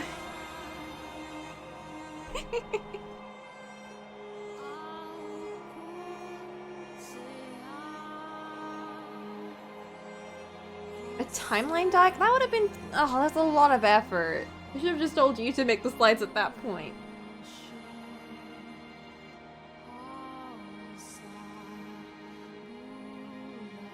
I did mess around with like the presentation PowerPoint, because like PowerPoint has come super far now. They have like these cool design kind of layout things, like auto design stuff. Like, whoa, that's pretty neat. That helped me like sort things out a lot. Yeah, it's really useful now. Woo! Time to jump into parts now!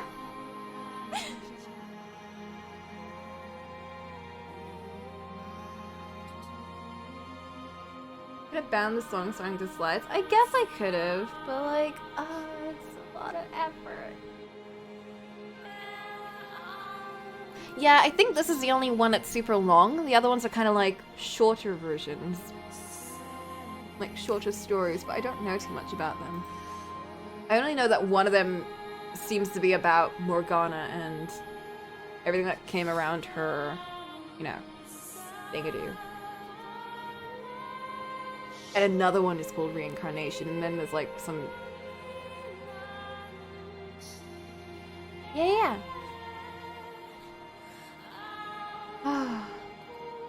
Honestly, I would have been totally down to play Requiem now, but because we're doing a D&D thing soon, and like in an hour, honestly, so because I have to go down, set up another stream on my PS4, because that's where I have it on, because it's not a PC game. I have to restart the stream, and do that, and do the other thing, and like, it's like only for an hour at that point. I'd rather just do it tomorrow. Yeah, off-stream D&D. We have like a murder mystery D&D that I'm the DM of. What? One of the shorts from Requiem? There's the shorts? What? Oh god, don't tempt me! Because I need to prepare the story for today's session too, and I haven't done that. I need to do that.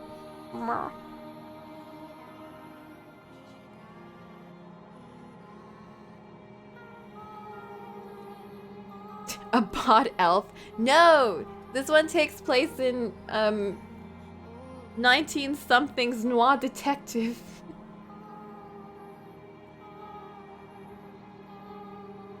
Yes, noir detective times. Time period unspecified because it's too much effort to actually think about that. No, I'm playing it with some other friends. Flint is joining the sessions, but they're not actually playing. They're just kind of keeping track of all the notes. Because, goddamn, if keeping track of like a mystery novel D&D is difficult, it's very difficult. Coming up with like stories for it, super difficult. Characters, super difficult. And like having everyone like not find out the secrets of the story, that's like so hard. And this is like my first DM thing ever, so it's like, oh, heck. I'm trying hard. Tomorrow. It's a trick to that, not have it ready. Just let them make it up. Yeah, I'm gonna play more of this tomorrow, but the actual thing. I'm gonna put the see you later scream on. God, my voice is just... It's not like tired, but it's like my brain is tired from explaining that because I have to like think about it because I have to remember everything that happened, and it's like, God, recaps are difficult too. Ugh. And it's like the emotions of going through the story again. Ugh. Please miss the whole plot. God, I should do that. That would be too cruel, but sometimes I just want to blow up the scene. Sometimes the scene is just going on so long, I'm like, what if I just... And then, an army just like pummeled through and killed everyone. Oh no. Time to move on to the next scene. Oh shit.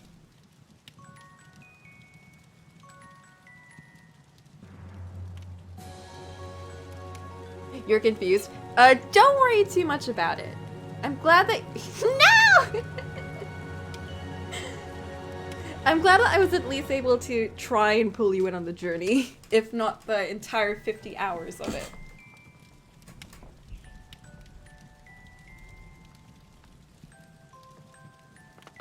Oh no! There's like plenty of people that want to do D&D stuff, I'm sure. I'm glad. Like, that'll definitely make the next one more emotionally investable, I'd imagine. Rather than just jumping in and being like, who's who? What's going on? I don't get it. Now you can be like, oh, I know Morgana! Morgana's cool, I like her! And you can be like, yeah. Instead of just being like, who's this girl? She looks weird, I don't get it. So yeah, it's better now. Yeah. Okay, I'm gonna go make some tea, prep the session, do my shit. See you later. Thanks for joining.